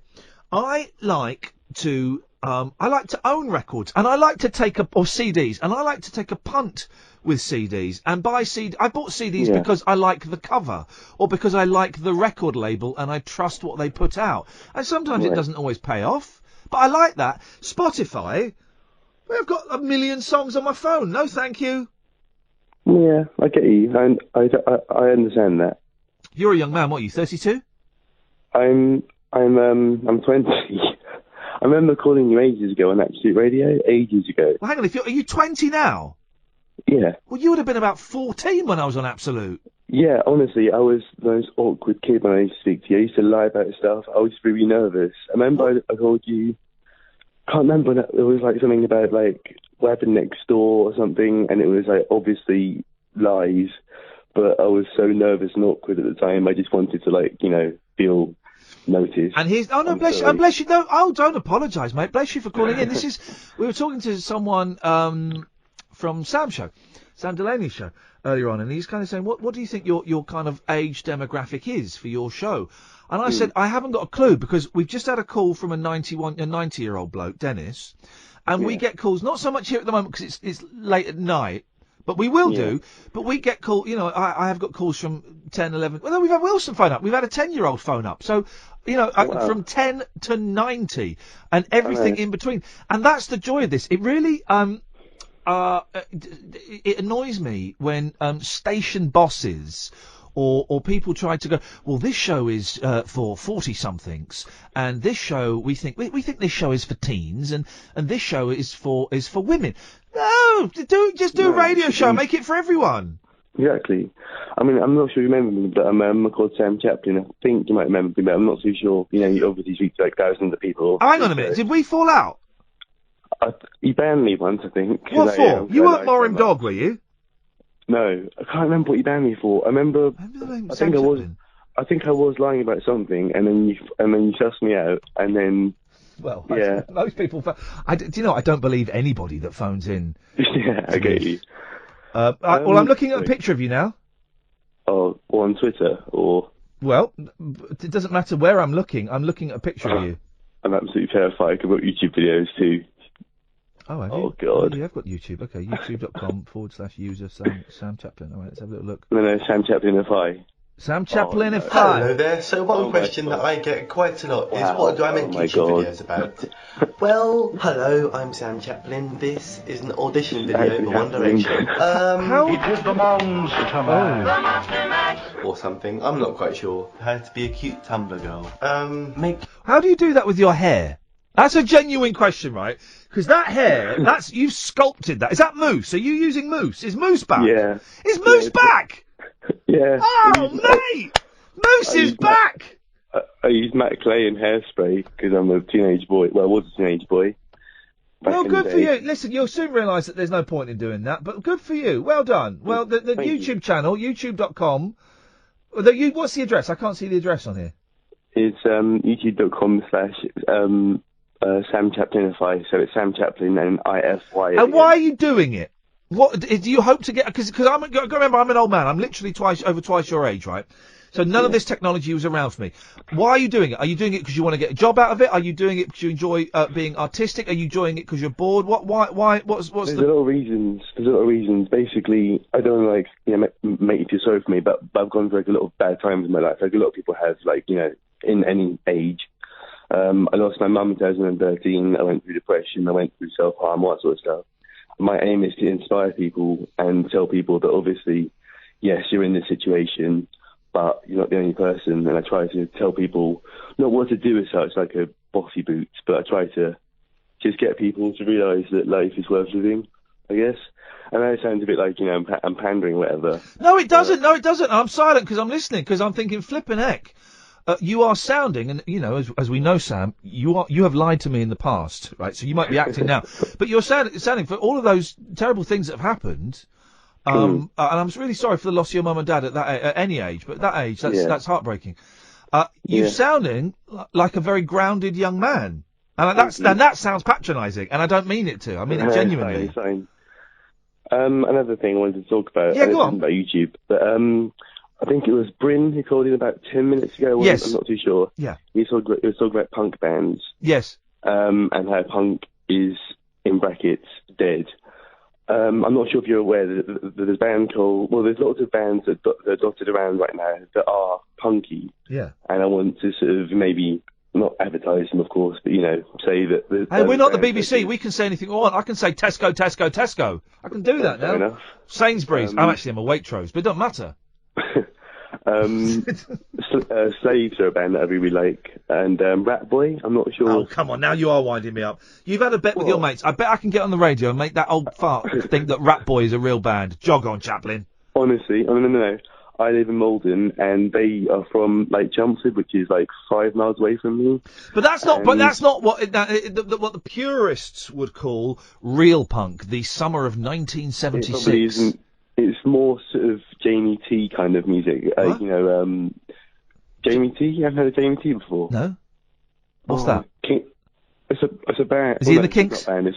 It's an artist. Is he in the Kinks? No. Right. Do you know the Kinks? Yes. Name 3 Kink songs that aren't that aren't the big ones. Like Waterloo Sunset. Yeah, you can't name that one. Monkey Man. What? Monkey Man. Well, No. Ape Man. Yeah, I'm going to give you that sorry. because you're on the radio and you're nervous. Give you that. Oh God, they're on my head and I can't remember them. No. There's. And you want to talk to me about Rat Boy, do you, Chaplin? You want to talk about Rat Boy? Is that what you want to talk about? Go and buy yourself. No, don't even buy yourself the best of the Kinks. Go and buy the Village Green Preservation Society. Don't put it on Spotify.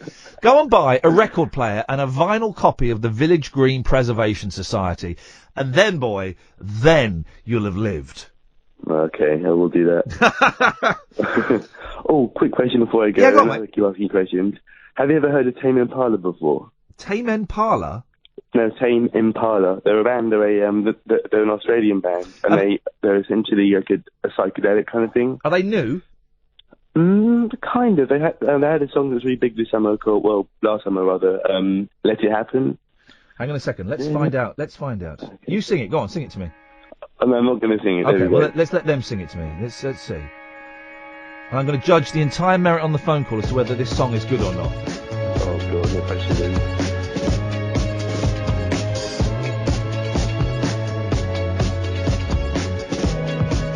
Quite like it so far. Oh.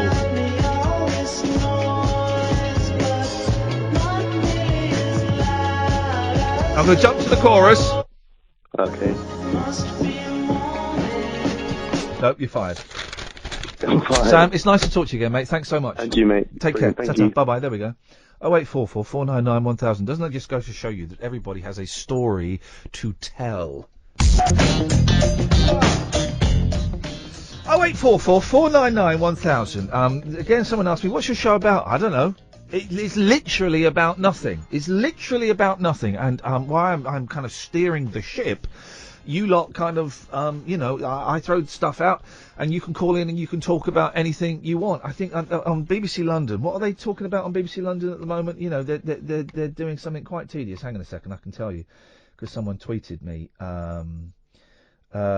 Would you support a ban on all diesel vehicles from London's city centre? That's what they're doing on a BBC London. Would you support a ban on all diesel vehicles from London's city centre? Call me now. Yeah, I would. No, I wouldn't. Excellent. That's that done. And that's great. And I know the fellow that's doing it, and he's a nice bloke. He's a top bloke. Good luck to them. And good luck. If people want to listen to that, beautiful. What I want to do is sit here and talk rubbish. Do you remember when radio used to be fun? When it used to be fun and it didn't matter. And if something big, if a bomb went off now, we'd cover it. We'd change the tone and we'd cover it perfectly, okay? Because we have the skills to do that. But otherwise, why can't we just have fun? When I am at home at 11:30, 11:45 on a Wednesday night, and I haven't got to get up in the morning, or I have got to get up in the morning, but I want to listen to something in bed. I don't want to listen to talks about Muslims and Brexit and Diesel and Black Cat, all of that. I don't want to listen to that. I want to hear people phone up and talking nonsense. I want to hear interesting people I've never heard of be interviewed, like Viv Albertine. I want to hear people like Christopher do brilliant phone calls like this. Hi. Yeah. How are you? Yeah. Your health is not in question. I wanted to take up the challenge of name the three Kink songs that aren't like one of the big ones. Well, hang on a second. But that's easy for you to do. Why is that? Because you're you have the show is Loving and Kind now. You have a breadth of musical knowledge that some other people don't necessarily have. I know. I was calling to show off, really. Let's be honest. That's what I was calling to do. What were you doing to show off? Yeah, just yes. I know the Kinks. I know the Kinks. I don't know them personally, but Dave Davis is coming on the show. Now, one of the songs I was going to name is Funny Face. Okay. Really like that song. That's one of his songs. Okay. And one of his other ones, Susanna's Still Alive. Oh, Susanna's still alive. Oh, Susanna's gonna cry. Whiskey. Oh, my voice went then. What happened there? Wow. What the flip happened there? You broke your voice. I think my voice is breaking. Flipping heck, at last, they're dropping. I don't remember when my voice broke. Do you remember? I don't think it has yet for me. No, I'm talking about, do you remember when mine broke? I want to write it down. Just now, when you sing Susanna's Still Alive. Okay, let's have a little, let's have a kink off. Ooh, that sounds good. I don't know, the thing I've discovered recently, Christopher. Yeah. Is, I don't know the names of songs. So I know songs, and I don't. All right, guys. Let's fall down the rabbit hole. You with me?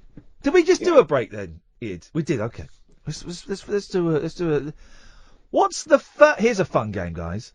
What's the first Beatles song, Christopher, to not mention the title in the lyrics of the song? Ooh. That, dear listener, is a brilliant question. You won't get a better question than that. Oh, God. I don't even know. No, I don't know. I lose. Okay, let's go to and someone else who's filled with the joys of spring. Kyle. Evening, you all right?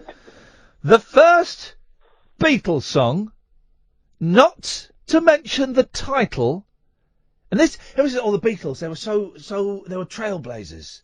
It was quite late in their career when they were brave enough to write a song that doesn't have the title in the lyrics. What was it, Kyle? I reckon it's Tomorrow Never Knows. Ooh, yeah, it could be.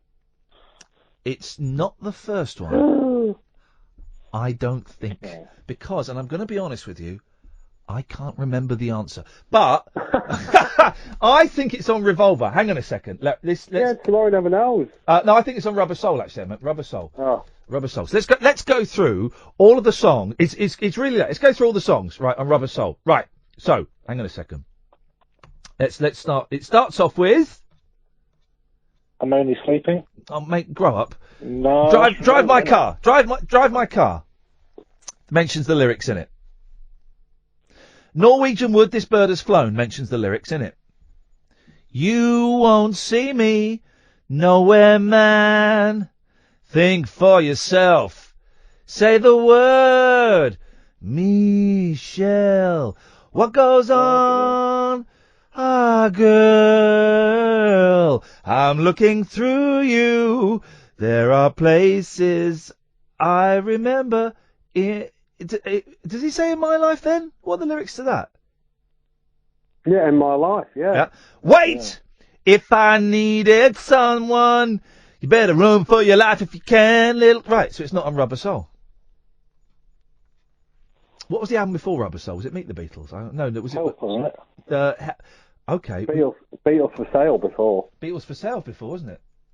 Yeah. Maybe it's on Beatles for Sale, because it could be Tomorrow Never Knows. You could be right. No, Tomorrow Never Knows is Revolver. Yeah, I know. I know. Where does Hard Day's Night come as well? Right. No Reply. I'm a Loser. Babies in Black. Rock and roll music. I'll follow the sun. 8 days a week. Every little thing. I know what you do. I think it might be Tomorrow Never Knows. So I said that. So I am right. No, I don't think it is. I think there's another song on Revolver that does it. 0844 499 1000. By the way, hang on. Let's go through Revolver. Hang on. Oh, I've gone to a page actually about guns. Revolver Beatles. Let's and then I'll play some Beatles music. So Taxman, Eleanor Rigby, I'm only sleeping. It's Love You Too. Hey, not Love You Too. Is it the Killshaws? Love You Too. It doesn't mention it in the lyrics, does it? I'm sure it does. Where? Go on, give me the lyrics. Why not? Well, I'm not Googling it. I'm not Googling the lyrics. I'm on Wikipediaing the albums. I mean, I'm remembering the track listing from the albums because I'm such a big Beatles fan. Okay. What are the lyrics to Love You Too by Harrison? I knew it was a Harrison song. Well, I've got them in front of me, have I? Well, sing it. I can't think how it goes. No, I can't think how it goes either. Beatles, Love You Too lyrics. Does it say? I don't think it does. Hang on, Beatles Love You Too lyrics. I know this is deadly dull for everyone else, and Digital Spy, yes, this is the self-indulgence to which you refer. I get it now, but do you know what? I just can't avoid this. Every day, each day just goes so fast. I turn around, it's past. Yeah, it's that. Love You Too. So you were wrong, Carl. Wow. So in your face, mate. In your face, buddy. Unbelievable. In your face, buddy. In your face, Carl. I'll tell you what I'm doing. Let's get some. Why is he having a pop at me? Because he's destroyed you, mate. Well, he didn't. You did. He didn't. He did. He's on my team, aren't you, Chris? Yeah. Destroyed you, buddy. Anyway, Carl, Christopher, you can stay there for this. Carl, what have you got for us? No, I was just going to say, bizarrely, that gig you were talking about, the Albert Hall, with the Divine Comedy, I was at the same gig, and it was the night that I met. I didn't meet you, strangely, but I did meet outside the ladies' toilet, Les Dennis. Yeah. Bit of showbiz gossip. What was he doing? Leathered. Yeah, there you go. What was he doing outside the ladies' toilets? Well, I presume, because I was waiting for my then girlfriend, who'd gone in, and he was there. He was absolutely slaughtered. And I also met Matt Lucas when I went to the Giants for a week. I was there! It was a great night. Great times, guys. Great times.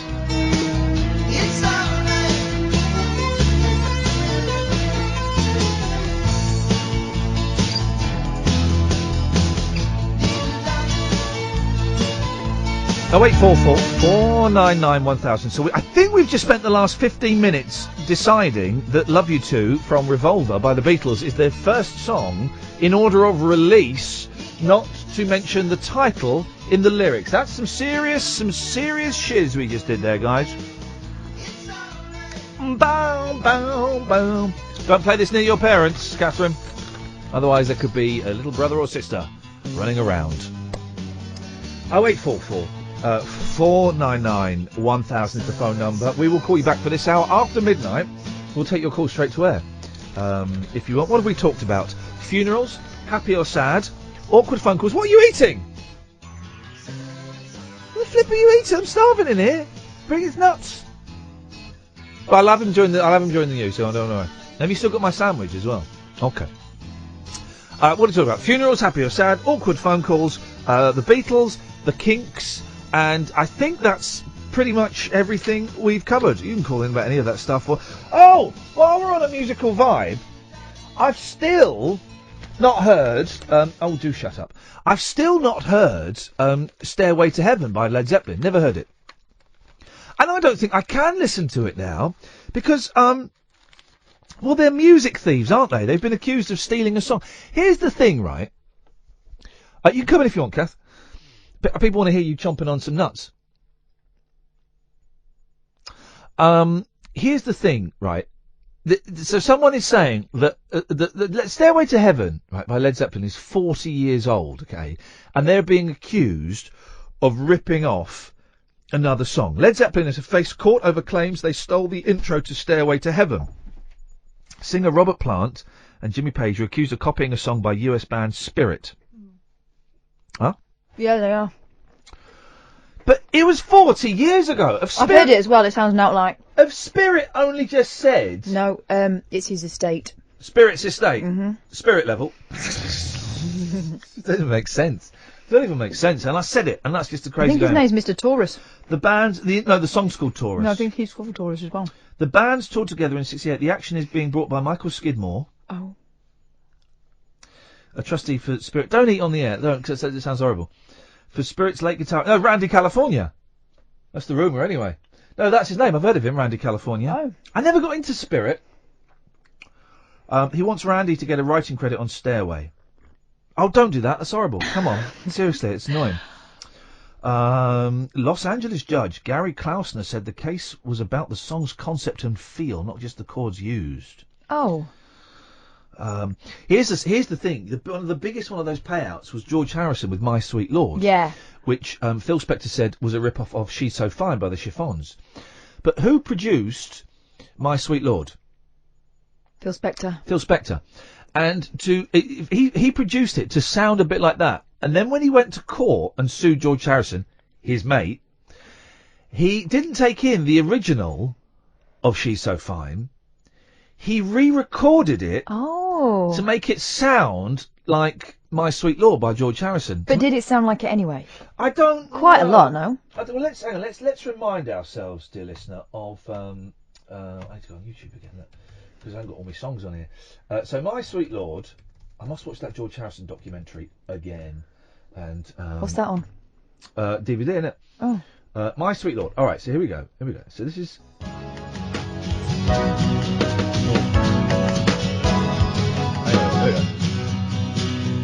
So it's the beginning that's supposed to sound like so.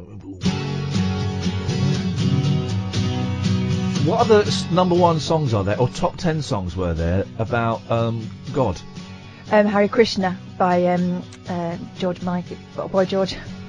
Yeah, Bow Down Krishna. I know Harry Lister. Oh, there was that one from that. Tabar. Is that not a thing? No, I'm talking about proper gods. I don't think those gods count as proper gods. I think they do count. No, for I don't think quite a lot do. of people. No, but they're not. But they're not like the proper gods. They are, and they're proper good ones. He's so fine. He's so fine. Load of shit on. Okay, so that's that. And they even do the na na na na na. They even do that bit. Yeah, but but Phil Spector would have put that in. Oh. My sweet Lord, I really want to be with you. No. That's it. I really want to be with you. I really want to know you. My sweet. Nothing like it. Oh, it sounds just like Don't it. sound anything like it. Of course it does. There was that group. What was that group? The Christian group. No, there's the woman. What if God was one of us? So there was that, but then there was a group, and everyone went, "Oh, this group's quite cool." And they had a couple of big hits, and then someone went, "You do know it's Christian rock?" Everyone backed away from those CDs. Were they called Thunder or something? No. It wasn't a metal group. It was like an American. Oh, what were they called? And as soon as everyone went, "You do know that they are? It's Christian rock." Everyone went, "Ooh, you can have my CD." And when couples split up, that's not my CD. No, you can have it. No, you bought that. No, you can have it. Got one, please. What were they called? Early 90s Christian rockers. Someone tweet me, please. Can't think what it was. It'll come to me. But I've not heard I've never heard Stairway to Heaven. No Stairway. I never got Led Zeppelin, really. I always thought they were a little bit. I never bought into it. I always thought they were a little bit too silly, a little bit too over the top. They're the ones that did Kashmir, right? Over the top, says the man who's currently reading Paul Stanley's autobiography from Kiss. I mean, really? Yeah. So, how's that going with him coming on? Yep. I've sent him an email. I have sent him an email. He'll come on. We'll get him on. We'll get Gene on. I'm tempted to. I've sent one to him and Gene. I'm not mentioning one to the other. I'll tell you about plans I've got for Gene Simmons. Oh gosh. Yeah, I think it's time. No. I think it's time. Not that. Not Not that, but the other. Not that. But some of the others. I think it's time. What the? Yeah. Are you sure that's wise? Well, I think it's time. I think it's time for it to be confronted. Yeah. Yeah, I do. Crikey. Yeah, I know. So we'll see.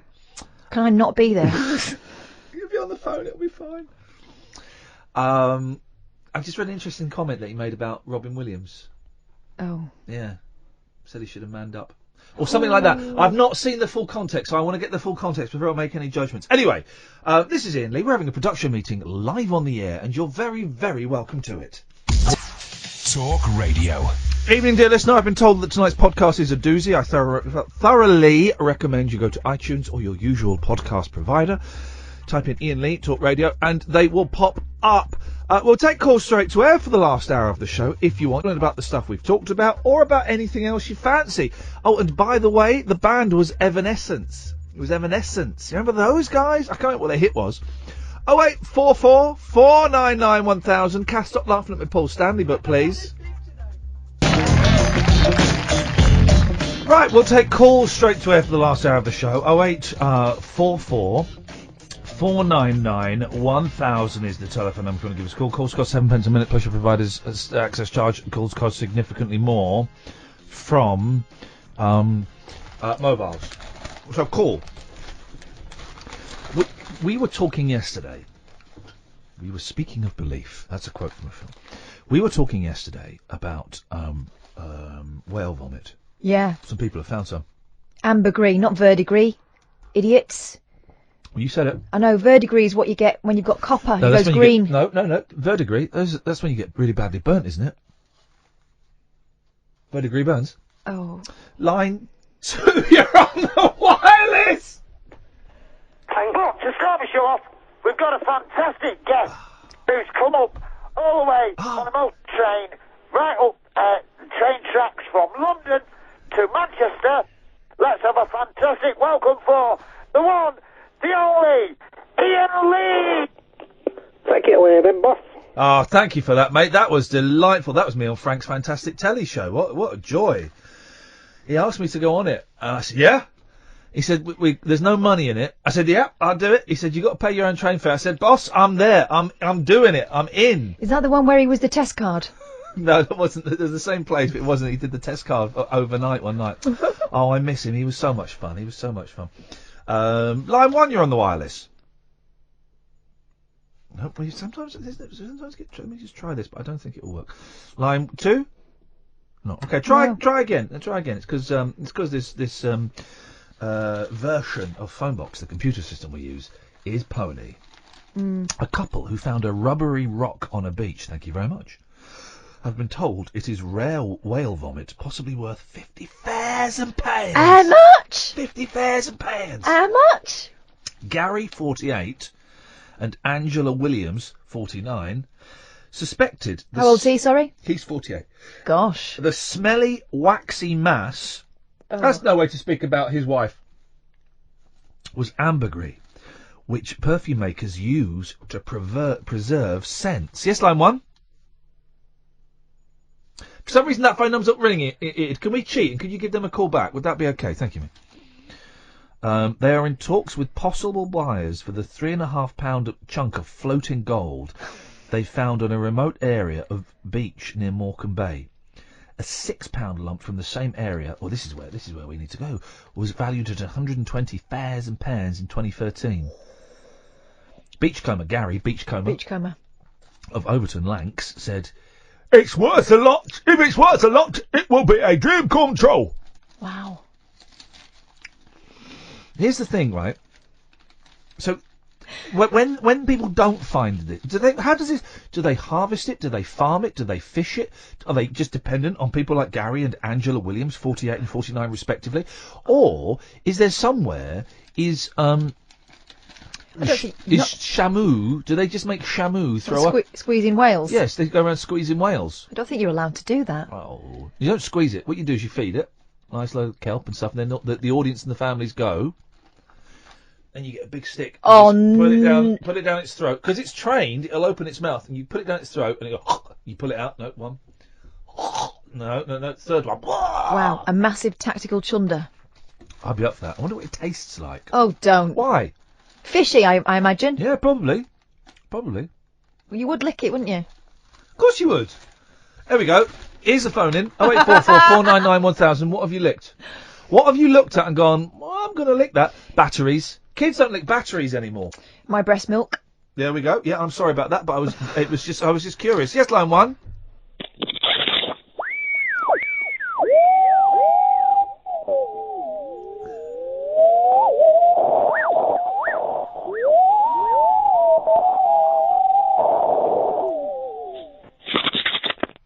Thank you. Do you remember the Killshaws? Yes. Tried to buy a baby, didn't they? I think so. Yeah, they did. They did. They tried to buy a baby. I wonder where they are now. They were Did like they make a docudrama about them? They did, and someone sent me a link for it, which I'm going to watch. There's a is it docudrama or a documentary? Yeah, one of them. Same thing though with their life. Meet the Killshaws. Yeah, I'm gonna. Who sent me that? Hang on a second, I can't see who's. Oh, Dan sent me that. Thank you, Dan. Well, that's. L.A. Hitchhiked her way across USA. Oh, this bloody computer. Plucked her eyebrows on the way, shaved her legs, and then he was. Sinks in. There we go. Alan, Judith, and Kaylee descend into mutual recrimination. There we go. Didn't adopt them over the internet. Adopt over the internet. Today the Killshaws said that. Killshaws. Well, I'm watching that later on. Thank you, Dan. Cheers for that, buddy.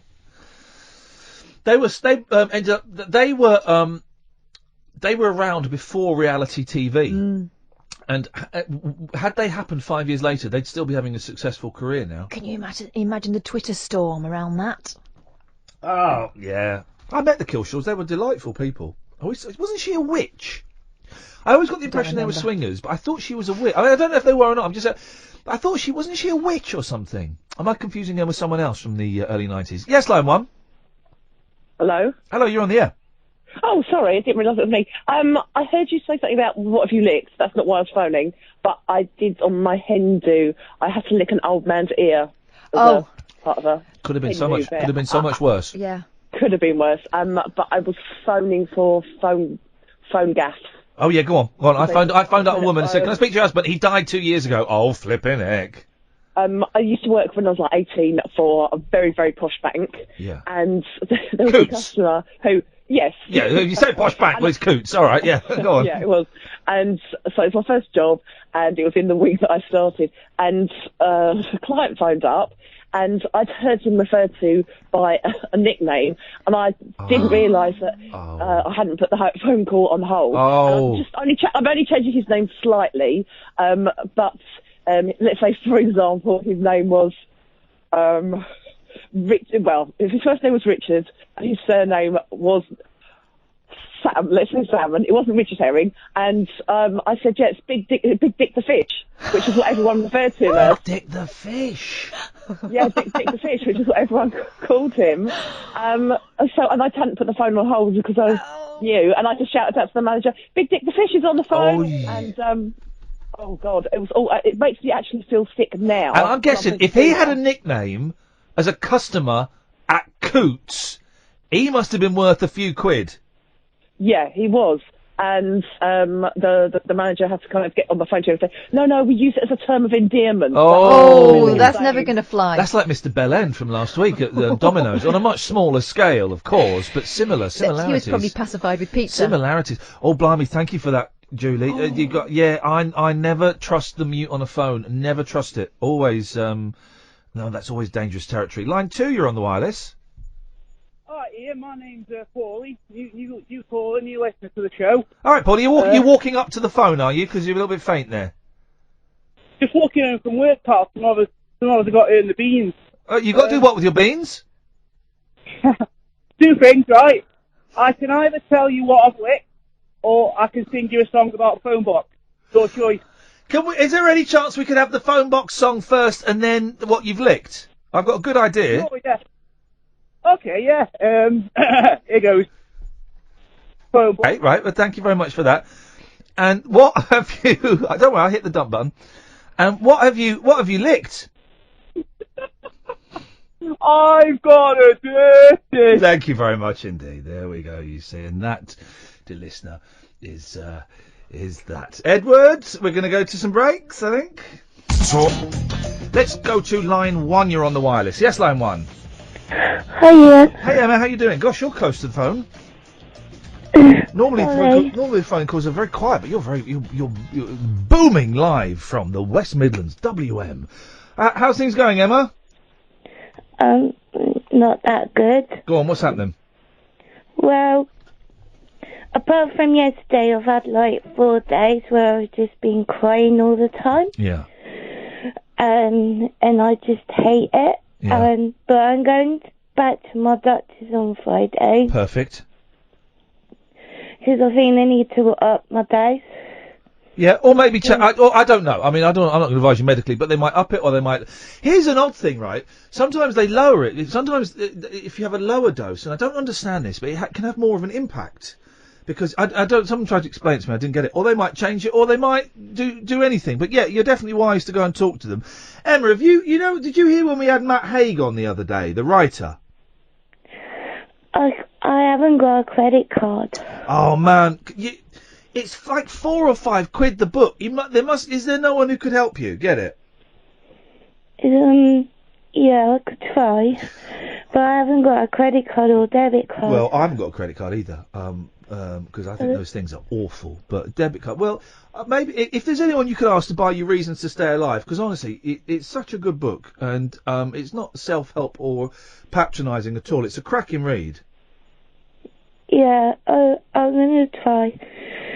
But it's just that I hate feeling like this. Yeah, and it sucks. like, if I was like ill, as in like antibiotics, I would have been cured by now.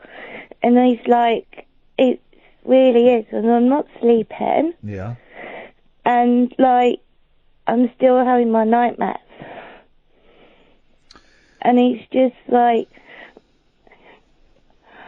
I just feel like I can't cope. Yeah. And I just don't know how I'm gonna. I always think now, like, I have to get through today. I can't think about tomorrow. Well, and that's the technique. The technique is keeping it in the day, or even keeping it in the hour. Do you meditate at all? A little. Have you got? I try at nights when Yeah. like I can't sleep, and like when I'm on nightmares, I definitely do it then. Have you got what? Have you got like a smartphone that can have apps on and stuff? No, I've only got my laptop, and I've like my mobile phone is old-fashioned. Don't worry, So don't worry about that. For things like that. No. Don't worry about that, right? There's an app you can get, and you can probably get it on your laptop, I'm sure you can, called Headspace, right? And it'll be like 99p. You can afford 99p, yeah? Yeah. Right. It may even be, it's free to start with. It's free, and then you subscribe. That's it, it's free. And then after like 3 months or 6 months, they ask you to subscribe. But by then you don't, anyway, that doesn't matter. That will happen when it comes. It's called Headspace, and it's brilliant. It's like, it's this bloke, and, we should get the Headspace guy on. All right. I can't remember his name. No, but he was great. Let's get because you did it for a while, didn't you? Yeah, I did. Let's get the Headspace guy on, because he's brilliant, right? And he talks you through meditations. And it's brilliant. And it's none of this, you're sitting in the forest and you can hear the dolphins. And none of that rubbish. Dolphins in the forest. It's brilliant. It's practical. It starts off at 5 minutes, then it's 10 minutes, then it's 20 minutes. And even if it only makes you feel better for that 5, 10, 20 minutes, and you feel crap either side of it, it's 10 minutes in the day when you can have a little breather, and it does you the world of good. It did me the world of good, and I suspect it will do you the world of good. I'll try it, because the way that I feel is just like, I'm just all alone. Yeah, I know, mate. It sucks. And then, like, I've got all these people that I've got, my friends and stuff, but like now this is the worst time, is at night when I've got no one. Yeah. And it's like, I'm going to get upset, but I don't care. I just like, feel like, will I ever be happy? I don't know the answer to that. Being completely honest, I don't know. But we have to believe that we will be. Yeah, but like, last year I was so much better this time of month, and like, it's just dragged, and like, them men that rape me, they're the ones that have destroyed my life. Yeah, yeah. And, like, I feel in myself that if I did it sooner and actually did tell instead of leaving it for a year, then they could have got caught, couldn't they? Well, but I never told anyone. And that's interesting that you're blaming yourself. You told people when you were ready to tell people, and there's nothing wrong about that. It was, but like, there was no evidence then. No, I know. And it's like, if I did, and like now, if anyone's gone through that, then please do tell, because you can't be like me, because like, I now feel that I can never get it out my head what them men did to me. But what you're doing, Emma, is what you're saying to yourself is wrong. You're lying to yourself, right? Your head is lying to you, because you told people, I don't know if you told the police or family or whatever, but you told people when you were ready to tell them. And they might have gone to prison if you told earlier. They might not have gone to prison if you told her. You might feel better now if you'd said it, the day after it happened. You might feel the same. You might feel worse. You just don't know. So you, going round in that cycle of blaming yourself for not speaking. It was my fault, Ian. I was drunk and I was in a park, and it was my fault. It was late at night. Hang on a minute, Emma. Hang on a minute. Right. So you were raped by blokes, right? A couple of blokes. 3 men. 3 men, right?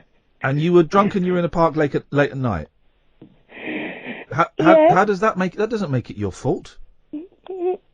Anybody should be allowed to be anyone should be allowed to be drunk, young men or women, and anybody should be allowed to walk in a park late at night. I wouldn't advise it, but it doesn't make it your fault. What they did was their decision, and it was their fault, and it was their cruelty. You haven't done anything wrong at all. And you know that, Emma. You know that you haven't done anything wrong, but your sick head, because you're ill, is telling you that it was your fault. I know. And it wasn't.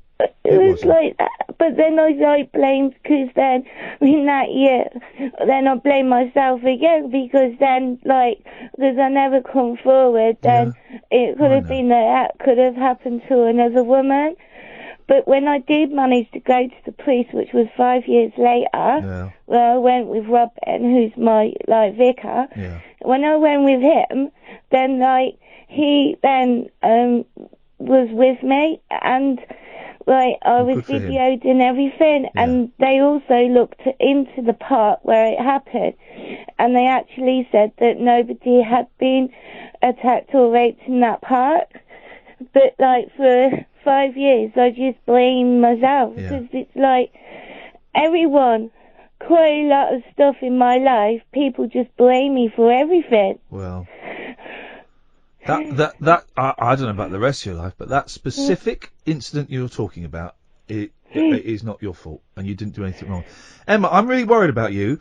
You need more help and time than I can give you. Here, and you can call in any time. I'm not saying don't call in, but I'm really worried about you. What are you going to do? What are you going to do tonight? I'm going to listen to you on the radio, and then I'm going to see. I haven't got work tomorrow, which is going to be hard, because when I don't have my work, then I'm even worse. Yeah, I know. Because I have to be at work at 3. Yeah. So. But, I haven't got my first morning work. I've got my afternoon work, but not my first work. So what are you going to do tomorrow? I don't know. I will go get out, because I can't stay in here. Cause when you see your doctor, Emma, when you speak to your doctor, do you tell him all the stuff that you're telling me? Or her? Yeah, they know about what happened. Right. Do they know that the fact that you phone up late night radio and in tears and that you're suicidal? They knew that I was suicidal last time. That's how come I had to go to hospital. Right. But they don't know, because because I've got my appointment on Friday, I haven't gone because I know that it's Why Friday. don't you go to the doctors tomorrow? I could. Yeah. If there's any appointments free. No, it doesn't matter. There's most doctor's surgeries, they have a thing where if you, I don't know, you rock up just before it opens, and it's an emergency, they'll see you. Yeah. Because I'm worried about you, Emma. Because I don't think you're gonna. Well, no, I don't think you're gonna kill yourself. But I know that you're in a lot of pain, right? And I know that you can come out of this the other side. But I'm worried that I'm going to say something that's going to come across as crass and is going to. I know what it's like, Emma, when we are feeling like you're feeling now, and I've felt low. I don't know if I felt like you, but I felt low. That sometimes people can say things that are well-meaning, and I hear something completely different. Do you know what I mean? And I am worried that I am going to say something that's going to come from a place of love and care, and you're going to hear something else, and you are going to act on that. I just don't want. I mean, how do you cope in your day? In a day when you're like really because I know that you cry as well and get upset, and when you're down and that. I try and I'm on really strong medication from the doctor. I am lucky enough that I'm in a position where I can afford to pay and see a therapist once a week, which is where I was today. And I try and keep busy. But when I'm in floods of tears, I lie in bed and cry. I'm kind of lucky that sometimes I can do that, or unlucky, I don't know. And I do that, and when I feel strong enough, I will text a friend and say, do you know what, I want to die today. And then he'll text back saying, can I phone you? And I'll say, no, I can't talk to you, but I can text you. And if I'm really, and Emma, if I'm really on the brink of jumping off the edge of the building, I call the Samaritans. Do you? Yeah. Did you call them the other day? Yeah. I called them on that night when I was really suicidal. How did that go? You didn't kill yourself? No. I never took the tablets. Good. So maybe calling them, I find, and I know other people, and I was having an email conversation with someone, a man I really respect, right? Really creative man. And he told me that he called the Samaritans when he was feeling really low. And I said, flipping it, I would never have thought that of you. And he said it was a pressure release. It was like turning the valve, and when all the noise was too loud in his head, you know the noise in your head, right? Yeah. You know the noise, that noise, right? That you can't describe to anyone, but flipping it, it's deafening. By calling it just lets a little bit of that noise out. And it's just a little bit calmer. It's not going to solve anything. It's not going to fix anything. It's not going to fix the fact that you got attacked 5 years ago. It's not going to fix the fact that you didn't, whatever.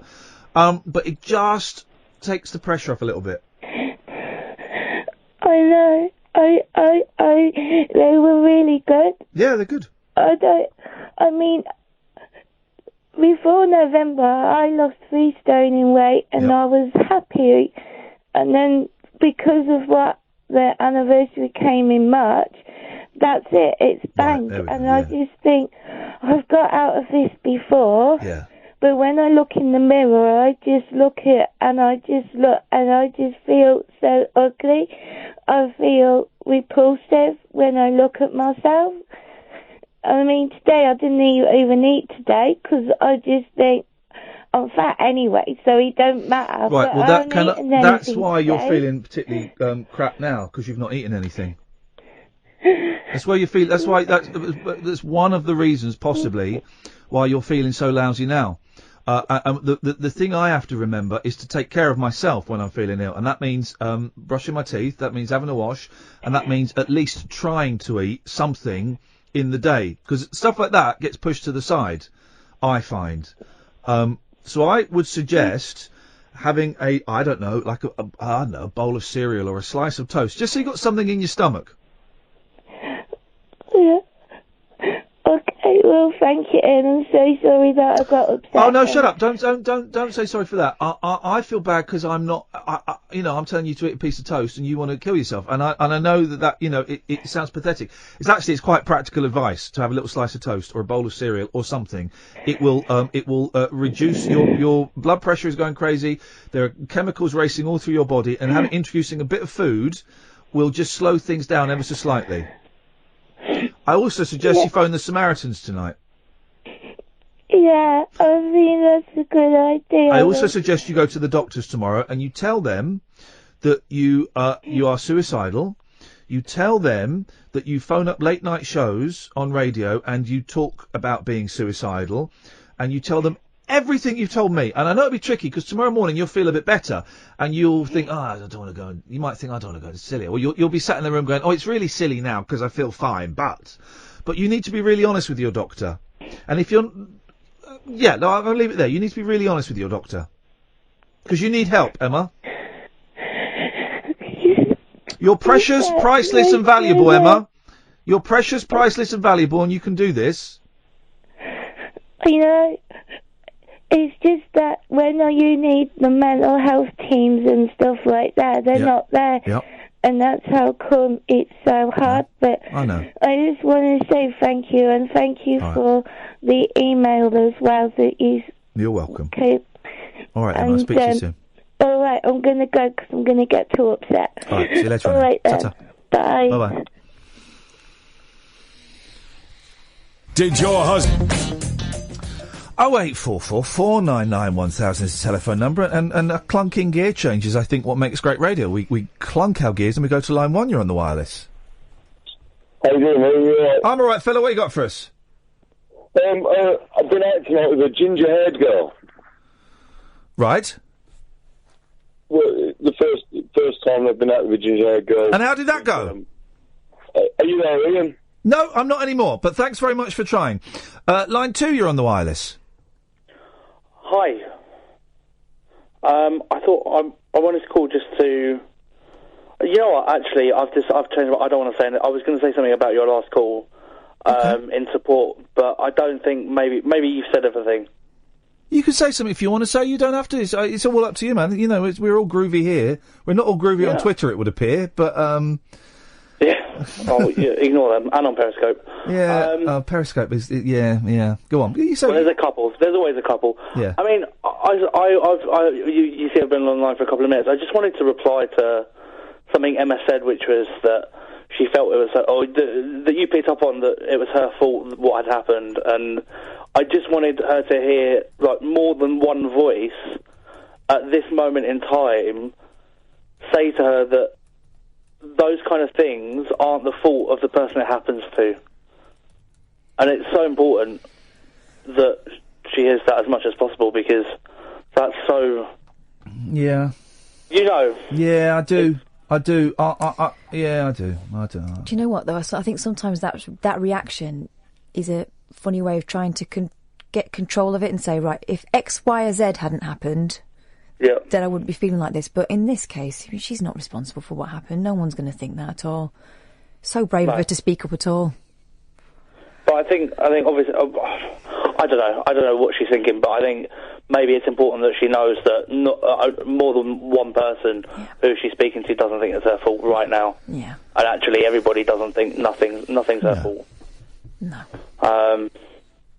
Yeah. Nice one, Seb. Thank you, mate. You've got a good heart. Just before you do move on... Yes, sir? Are you still up for having a bit of a production meeting on air? Yeah, what you got for us? Well, I really liked your Beatles question, actually. It's a good one, wasn't it? It was, and I was going to call in and say I don't know it, but I do have a question for you. Go on. Which is, you said that was one of your favourite questions to ask. Yeah. Did you? Yeah, why not? Yeah. Oh, yeah. All right, by the way, this is a great phone-in. What's your favourite question that makes you look clever? 0844 499 1000. If we don't do it tonight, we'll do that tomorrow. Go on, Seb. Yeah, well done. This is what I was going to say to you, I was going to say my favourite question, my favourite pub quiz question is, what's the most common street name in the UK? Oh. Well, okay, all right. Now, you would think High Street would be up there. Yeah. You would think that. Yeah, but it's not. What about the Avenue? The Avenue. Acacia Avenue. Seb? Yep. You dropped out then. It's not the Avenue, is it? It's not the Avenue, no. The most common street name... Station Road or something. Oh, she's got it. Is it Station Road? Yes. Hey! Our Cass, not as daft as she is cabbage-looking, or whatever it is. Greenish is See, cabbage. so now, my suggestion would be, now, whoever answers it right has to ask the next question. Hang on, Seb, that sounds suspiciously like a rolling quiz. This isn't... This isn't LBC in 1987 for crying out loud. Yeah, no, sorry, no, it isn't a rolling quiz. Ignore that completely. It is my favourite. It is my favourite pub quiz question. Tomorrow's topic, Seb. Thank you for that, mate. That's a brilliant call. You're a good man. Tomorrow's question is: what's your favourite question to ask that makes you look clever? So good. There we and go. I'm definitely keeping that. That's one a as brilliant one. Line 1, you're on the wireless. Hello. It's not connected, is it? They don't, sometimes they don't. I don't know why. Try again, line 1, if you want. 0844 499 1000. I'm just dealing with a couple of idiots online. Really? Yeah, a couple. I'm glad I don't get to hang out in Periscope land too much because it sounds thoroughly... that was on Twitter. So, I've written something down here. What have I written down on page 23 of the Star? I don't know, I've got one question right today, that's my lot. Yes, line 1. I don't want to hear it! I don't want to hear it. Stealth Stairway. Stealth Stairway. I've written... oh, here we go. This is brilliant. A woman... do you know you get those people in the... Oh, hang on a minute. Yes, line 1, you're on the wireless. Hello? I can't talk too loud. I'm in my mum's home today, so... And I'm calling you from my mobile in Belgium, but with an English yes, mobile. What's your name, caller? It's Katja. Can't talk to... Katja, and you first time caller? Yeah, yes. Great to talk to you, Katja. Where do you say you're calling from? My mum's is in the other room. I can't talk. You have to speak up, caller. I can't hear you. Yes, in Liège. Yeah? She's in Liège. Hello? Hello, caller? Yes, I'm in Liège. Now that... Okay. Okay.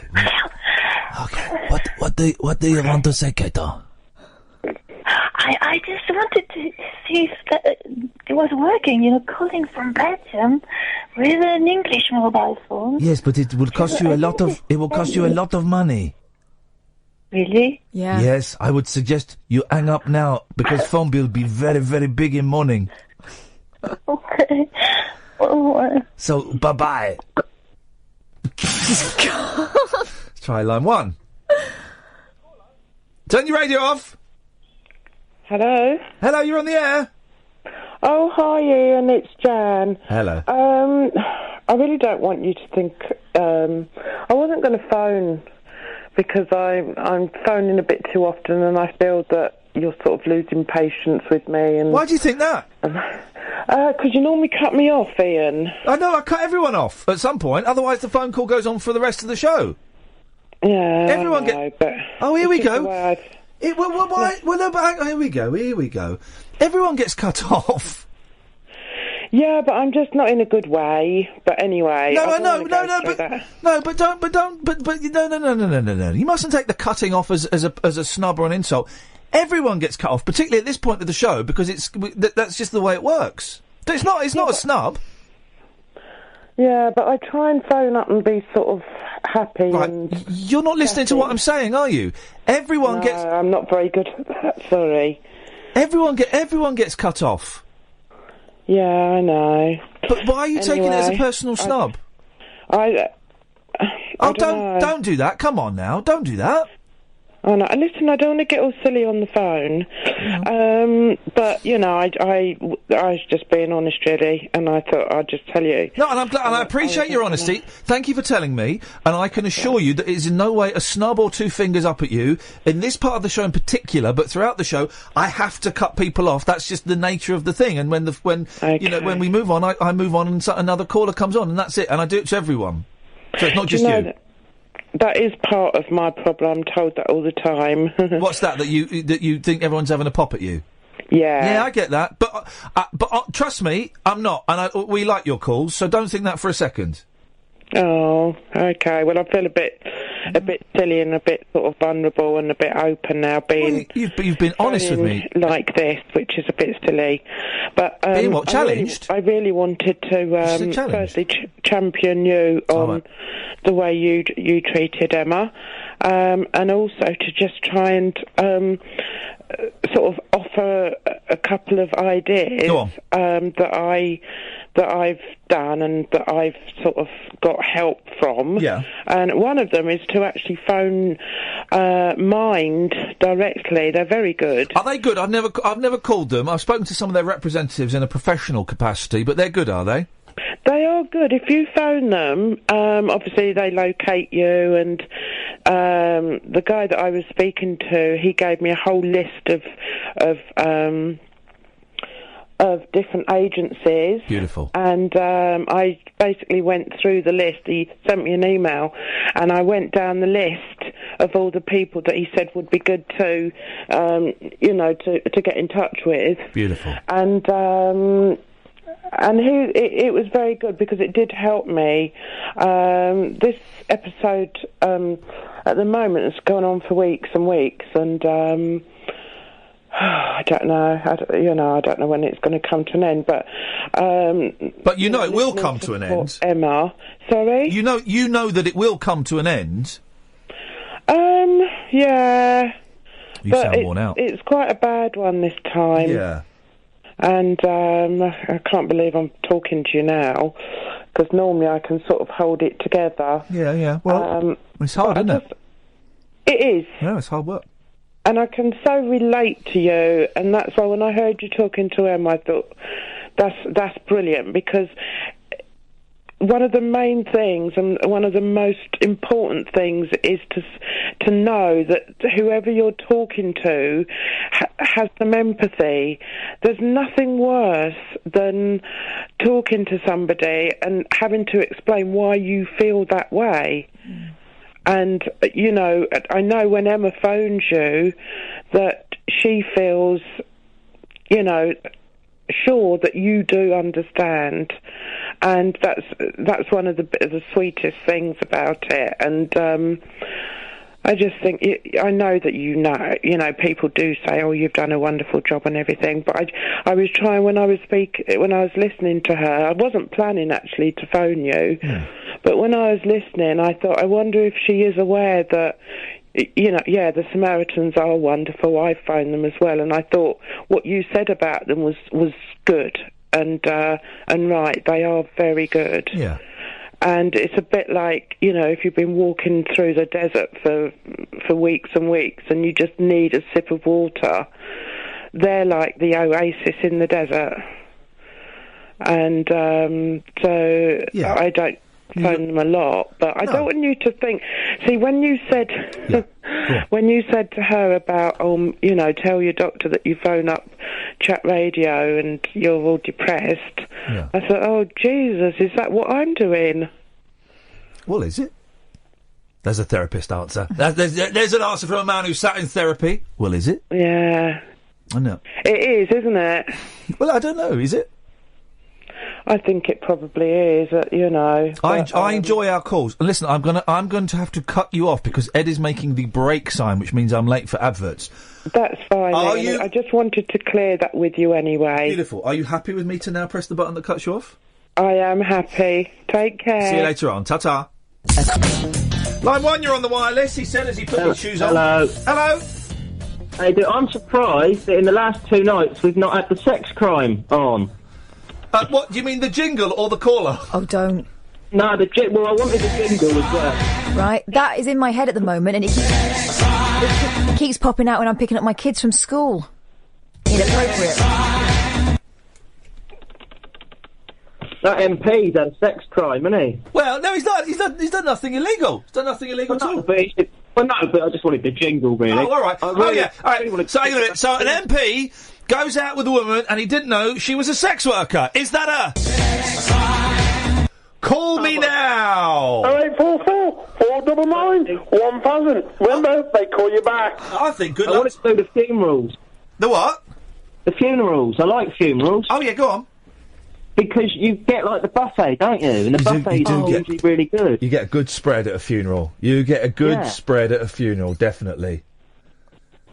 My gran crashed a funeral buffet recently. She went to her favourite restaurant and thought, oh, this is funny, they've laid it out different. So she went helping herself all the way along, then realised everyone else in the room was wearing black. Uh-oh. Anyway, it was a lovely spread, apparently.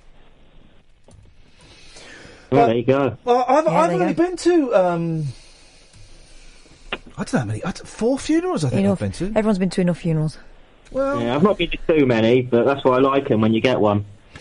Well, good luck. Let's hope you get a funeral soon. Is that? Hang on. Have you seen that film, Harold and Maude?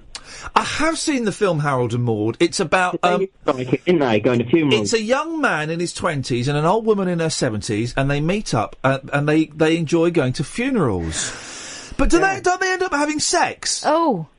Yeah, it got a bit weird, really. I remember watching it. My sister loved it. I remember watching it and thinking, oh, I don't like this. Yeah, so it's, and the guy that played Harold, he's got a really weird moon face, and he looks exactly the same now. He's like in his 60s. So that's the cover for Harold and Maude, right? They end up having sex. Bud Cort. What? Bud Cort is his name, right? Bud Cort. Now, if you look at Bud Cort, I'm Googling Bud Cort. There he is. Look, it's the same face. There he is. Oh, wowzers. There he is. Look at that moon face. Bud Cort. Yeah, look at that. Harold and Maude. Yeah, well, there's a strange film. That was a weird noise as well. Thank you for that caller. Yeah, it's a strange film. I think they end up having sex together, don't they? That old couple, What, after a particularly good funeral? I think so. Gosh. I didn't like it, but do you know what? Fair play. I've not seen that film for about 27 years. Maybe it's worth a little a recap. If I can get it for a penny on Amazon. 0844 499 1000. Why don't you talk to line 1 while I see if I can find it for cheap? Hello, line 1.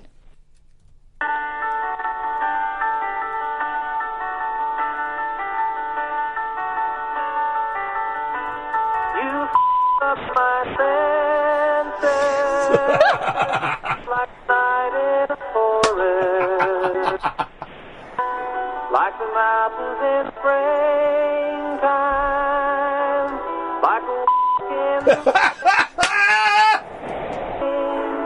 like a storm in the desert, like a sleepy blue ocean. You up my senses. Here it goes. I don't know. Is that an original? Have they done that, or is that a famous thing that's going around? Because that is hilarious. That is hilarious. If you did that yourself, top marks. If you found that and it's someone else's, you get 8 out of 10 because it was still hilarious. Thank you very much indeed. Oh, that made me laugh. 0844 499 1000 is the telephone number. I got another What's Wrong with the World. Oh, here we it's go. The Daily Mirror. I usually like the Mirror. The Mirror's, that's the Sun.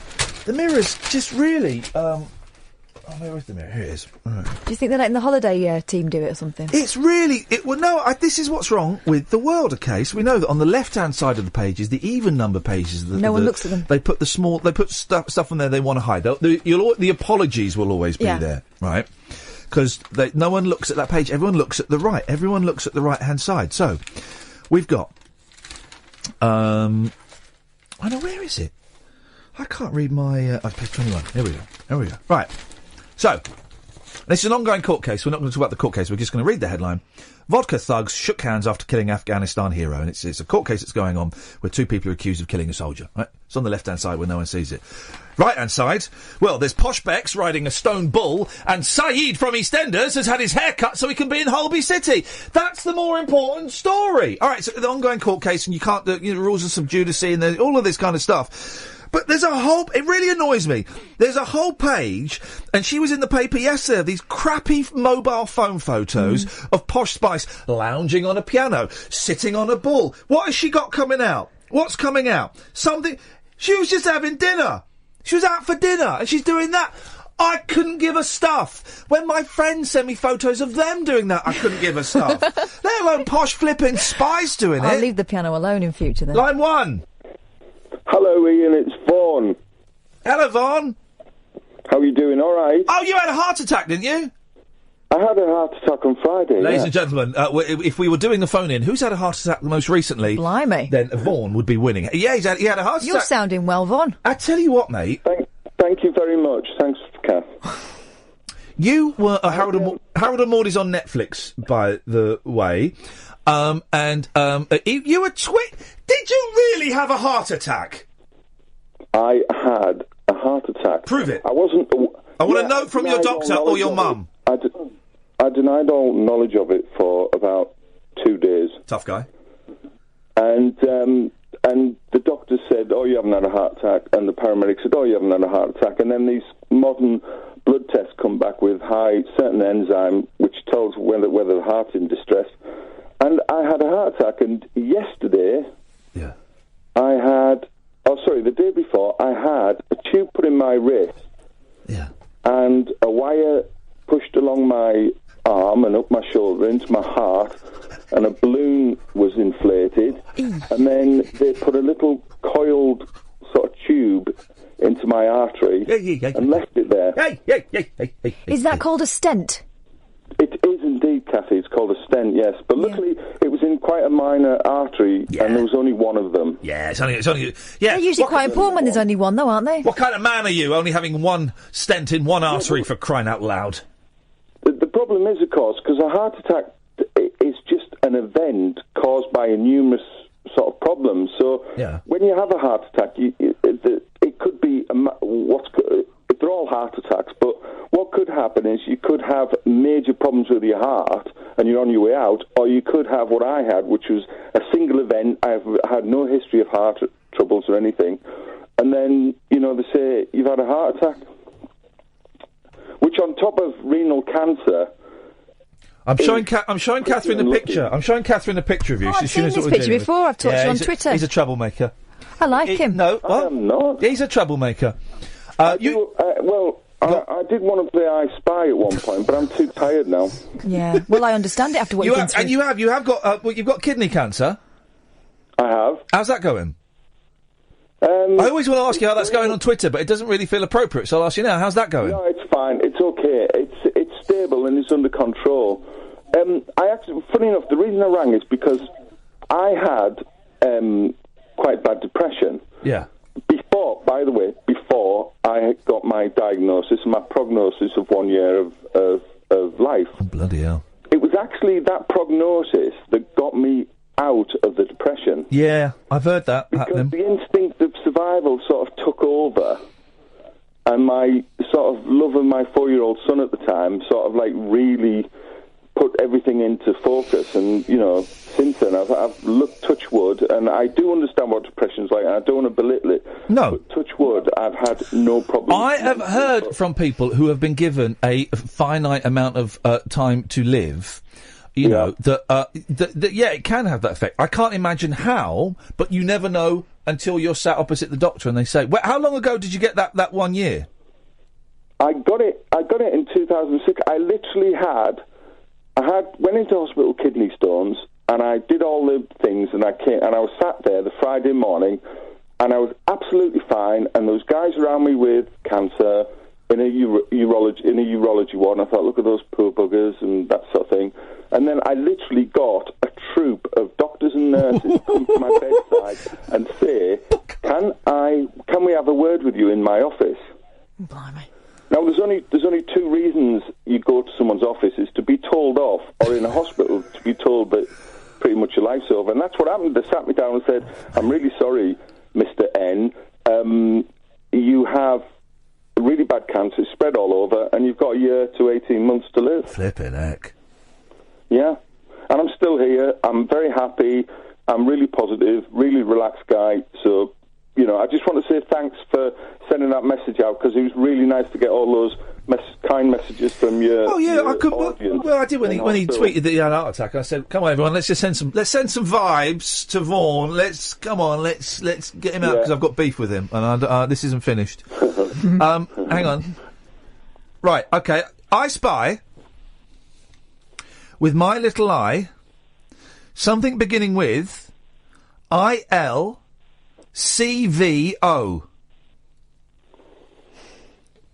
I-L. Ian Lee. Yep. C-V-O. Vaughan. Yep, you've got... Oh, Ian Lee and Vaughan's call is over. Yeah, it was close. Ian Lee cutting Vaughan off. But yeah, it was close I enough. thought that as well. It was close enough. What a charming man. I like him. It's nice to put a voice to these people. Yeah. These Twitter trolls. They're called trolls, aren't No, they? they're only called tweet you all trolls the when time? they send you pictures of their privates or... When they don't. When they don't, yeah. That's when they're called trolls. Oh, I like Vaughan. You've talked to him a bit on Twitter. It's nice to hear a voice, isn't it? There we go. Line 2. It'd be nice to hear any voice. Yeah, well, not that voice necessarily, but we had technical problems. Oh, well, the show's coming to an end, and I've not had time to tell you about a medical student's lifelong dream of becoming a doctor is in jeopardy because she's afraid of belly buttons. Now, well, you know, you've got to be careful with those things. If you press them too hard, your bum falls off. yes. And what the Mirror have done, it's so cruel. They've made her lift up her top and point to her belly button. Come on, she's got a phobia, guys. That's like making someone lick a spider. And last call of the night. Line 1, you're the last call of the night. Thank you. There we go. Frank Appreciated Sidebottom. it. Lauren Jones says they make her physically sick, and seeing one can spark a panic attack. The rare fear called omphalophobia could make it impossible for the 25-year-old to complete her medical degree. Yeah, you'd think she'd have thought of that. You just don't specialise in stomachs then. Do brains. Do feet. Yeah. What are they called? Pediatric. No, that's children. Pediatrics. Podiatrist? No. Podiums? Hang on a second. Russ, we haven't got time for your call. Talk Radio. 24-hour radio debate and entertainment. Talk Radio. We'll get you talking.